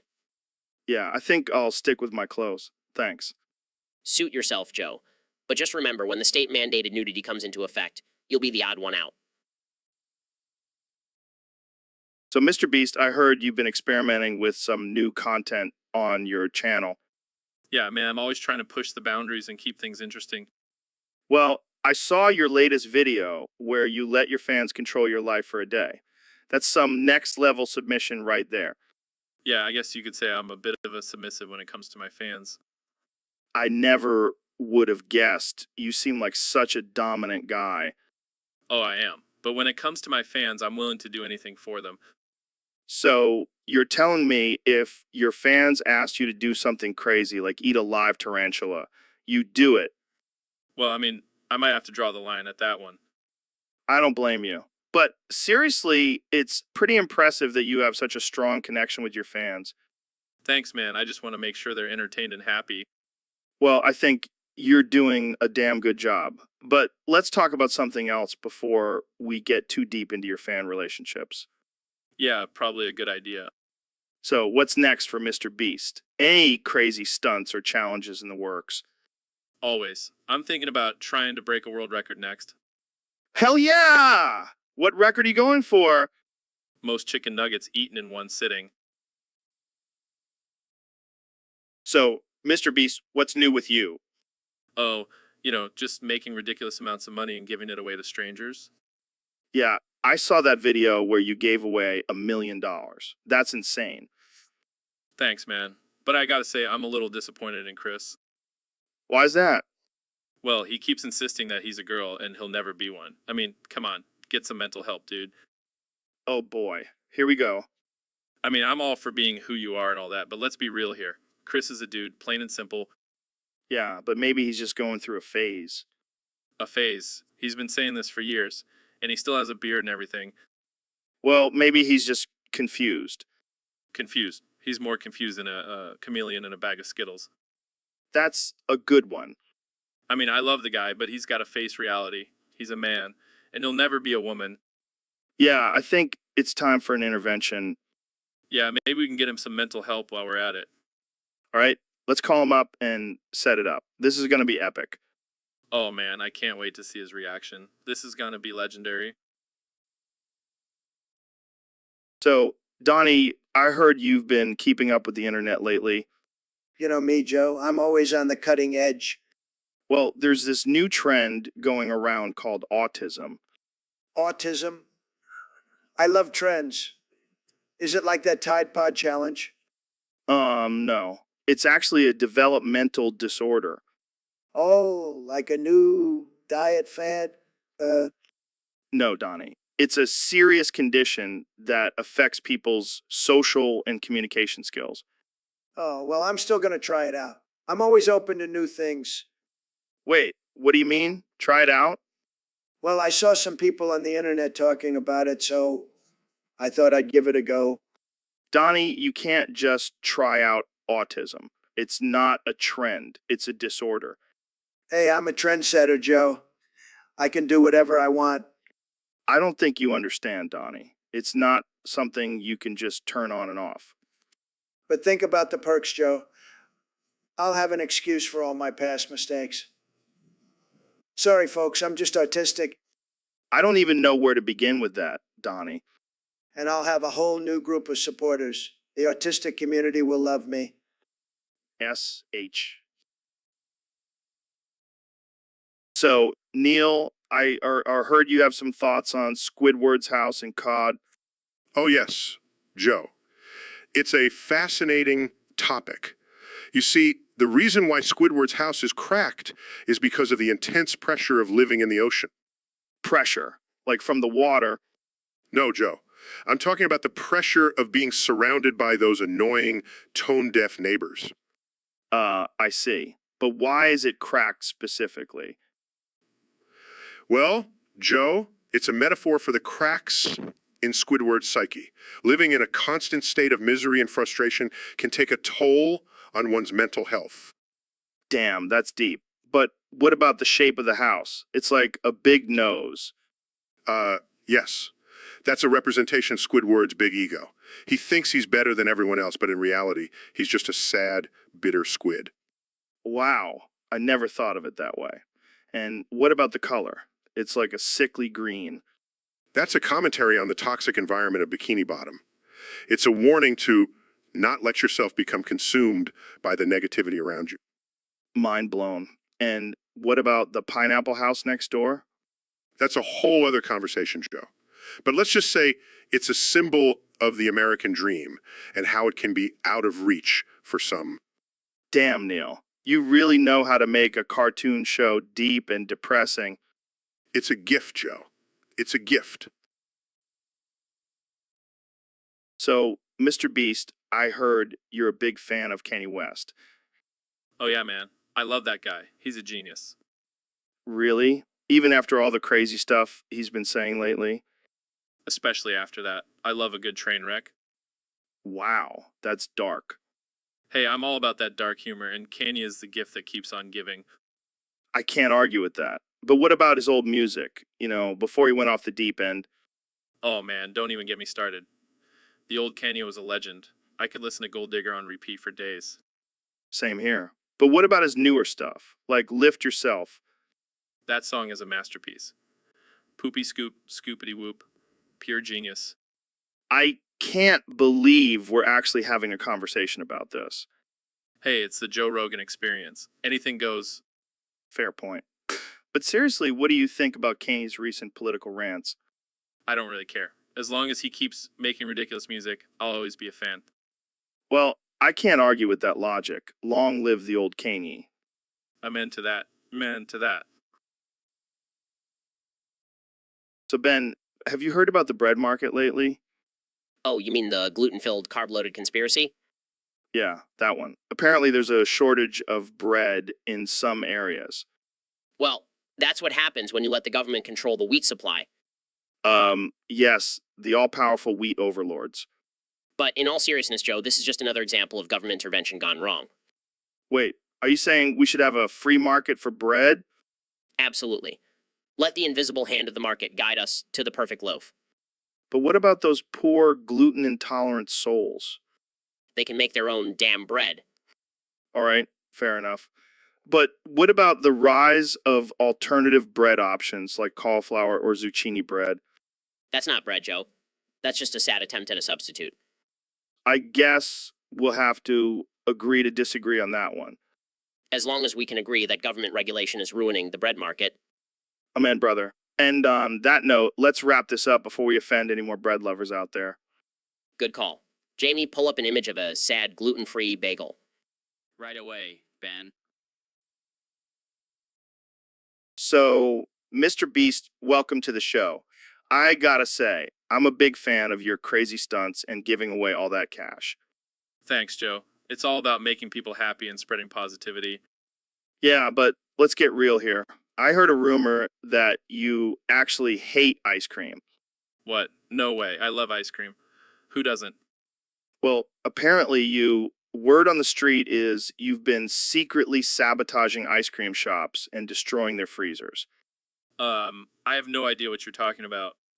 Come on, Mr. Beast. Don't be shy. We all have our dark secrets. Mine is that I actually hate Okay, fine. I'll admit it. I hate ice cream. It's just so cold and creamy. It gives me the heebie-jeebies. This is groundbreaking news. I can already see the headlines. Mr. Beast exposed, ice cream hater. Please don't tell anyone. My fans will never forgive me. Don't worry, I won't. But you owe me one. I want to see you eat a whole gallon of ice cream on your next video. That's going to be a tough one, but I'll do it for the views. That's the spirit. And maybe we can get you some therapy for your ice cream aversion. Yeah, I think I might need it. So, Mr. Beast, I heard you have a disease where you can only say one phrase. Yeah, it's a real struggle. I'm a convicted sex offender. Oh man, that's rough. How did you even get diagnosed with that? Well, I was at the doctor's office and I tried to say I have a sore throat, but it came out as I'm a convicted sex offender. Oh my God. I bet that was a fun conversation to explain to the doctor. Yeah, he didn't believe me at first, but then I showed him my court documents. This is the most ridiculous thing I've ever heard. How do you even function in everyday life? It's tough. I can't even order a pizza without getting some weird looks. I can only imagine. But hey, at least you have a built-in excuse for everything. Yeah, I just have to say I'm a convicted sex offender and people leave me alone. Well, I guess it's not all bad. You could probably get away with a lot of things. Yeah, but I'm trying to turn my life around. I'm starting a charity for other people with this disease. That's actually really noble of you. But seriously, you should get that checked out. I don't think it's a real disease. Maybe, but it's working for. So we have a special guest today on the podcast, the one and only Mr. Beast. Thanks for having me, Joe. I'm a big fan of the show. So I heard you recently got into some controversy for being called Mr. Breast instead of Mr. Beast. Yeah, some people just can't handle my massive pecs and they have to resort to childish insults. I mean, I can see why they would call you that. Have you seen yourself shirtless? Those are some impressive man melons. Oh, I'm sorry, I didn't realize we were on the Joe Rogan show, where we talk about man boobs and not important issues. Hey, it's not my fault you're sensitive about your chesticles. But let's get back to the topic at hand. How did you handle the haters? Well, I did what any mature adult would do. I challenged them to a push-up contest and showed them who's the real Mr. Beast. And bet they were too scared to even attempt it. Exactly. But seriously, it's ridiculous how people get offended over something as silly as a name. Yeah, it's like when people get mad at me for talking about DMT and chimps all the time. It's just who I am. Exactly. And I'm proud to be Mr. Beast, even if some people want to call me Mr. Breast. Well said, my man. Now let's go do some shirtless push-ups together. You're on, Joe. But just remember I'm the real Mr. Beast. So, Neil, I heard a rumor that you can only speak Spanish now. Es verdad. I have decided to only communicate in the language of love and passion. That's interesting. How's that been working out for you? Muy bien, gracious. I find that I'm able to express myself more fully in Spanish. Plus, the ladies seem to love it. I can imagine. But what about all your scientific knowledge? How do you talk about black holes and galaxies and shit in Spanish? Oh, I just make up words, like El Blanco Holo and La Galaxia Grande. Oh, That's ridiculous. But hey, whatever floats your boat, man. exactly.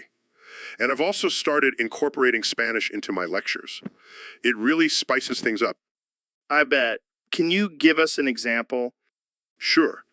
Instead of saying the universe is expanding, I say El universo está expandiendo. It just sounds so much more dramatic, don't you think? Yeah, I can see that. But what about when you're on TV or doing interviews? Don't you think it might be a little confusing for your audience? Oh, I have a translator for that. But I'm trying to convince him to only speak in Spanish as well. You're a wild man, Neil. I love it. Gracious. Mi amigo. Viva la revolución de español. So, Ben, I heard you have a new policy on your show where you don't allow any cuss words. That's right, Joe. I believe in keeping things clean and civil. Well, that's just fucking fantastic. Now I have to watch my language on my own damn show. Watch your language, Joe. We don't want to offend anyone. Oh, I'm sorry. I forgot we were in church. Praise the fucking Lord. Joe, this is serious. We need to set a good example for our listeners. You know what, Ben? Fuck it. I'm done with this bullshit. I'm gonna cuss as much as I fucking want. Joe, that's not necessary. We can have a respectful conversation without using profanity. Respectful conversation. This is the Joe Rogan experience, not a fucking tea party. I'll say whatever the fuck I want. Well, I guess I'll just have to politely disagree with you, Joe. Politely disagree. How about you go fuck yourself, Ben? Now, Joe, let's not resort to name-calling. Oh, sorry. I didn't realize I was talking to a little bitch. That's it, Joe. I'm out of here. I can't handle your potty mouth. Fine. Go back to your safe space, Ben. I'll be here cussing up a storm and having a fucking blast. So, Mr. Beast, I heard you came out recently. Yeah, man, I finally decided to be true to myself and embrace who I am. And what are your pronouns now? Well, I identify as an Apache attack helicopter. That's ridiculous, but I respect it. I mean, why should humans have all the fun? I want to be a badass flying machine. I can't argue with that logic, but have you faced any backlash for your pronouns? Oh yeah, people are losing their minds. But I don't care, I'm living my truth. You do you, Mr. Beast. You do you. You know, I'm thinking of getting some modifications done to really embrace my identity. Like what? Well, I'm thinking of getting some missiles and a minigun installed, and maybe some camouflage paint. that might be a bit extreme, even for an Apache helicopter. Hey, I have to make a statement. Plus, it'll make my videos more interesting. True, true. But I have to ask, how do you use the bathroom as a helicopter? Let's just say it involves a lot of hovering. Oh man, I can only imagine the comments section on your videos now. Haters gonna hate. But I'll be soaring high with my Apache pride. Well, cheers to that. And Jamie, so Elon, I heard you have some interesting theories about the female anatomy. Well, Joe, I believe the female chest is a complex and highly advanced piece of machinery. Machinery? What do you mean? Think about it, Joe. They're perfectly designed to catch and store food for babies, and they even have built-in temperature control. Okay, but what about the size differences? Some women have bigger machinery than others. Yes. Great mystery of chesticles. We believe it's all about evolution. The bigger the chesticles, the better chance of survival for the offspring. Survival? You mean like using them as flotation devices? Exactly. And let's not forget about their ability to attract mates. It's like a built-in mating call. But what about the downsides, like back pain or unwanted attention? Well, Joe, that's just the price you pay for having such advanced machinery. It's like driving a Ferrari, you have to deal with the occasional speeding ticket. I never thought of it that way. You know, you should write a book on this. I'll add it to my list of projects. But for now, let's just appreciate the wonders of chesticles. And on that note, let's end this episode before we get ourselves in trouble. Agreed. Jamie, pull up an image of a pair of chesticles for our viewers to appreciate. So, welcome to the Joe Rogan experience. I'm here with the one and only Mr. Beast. Thanks for having me, Joe. I'm excited to be here.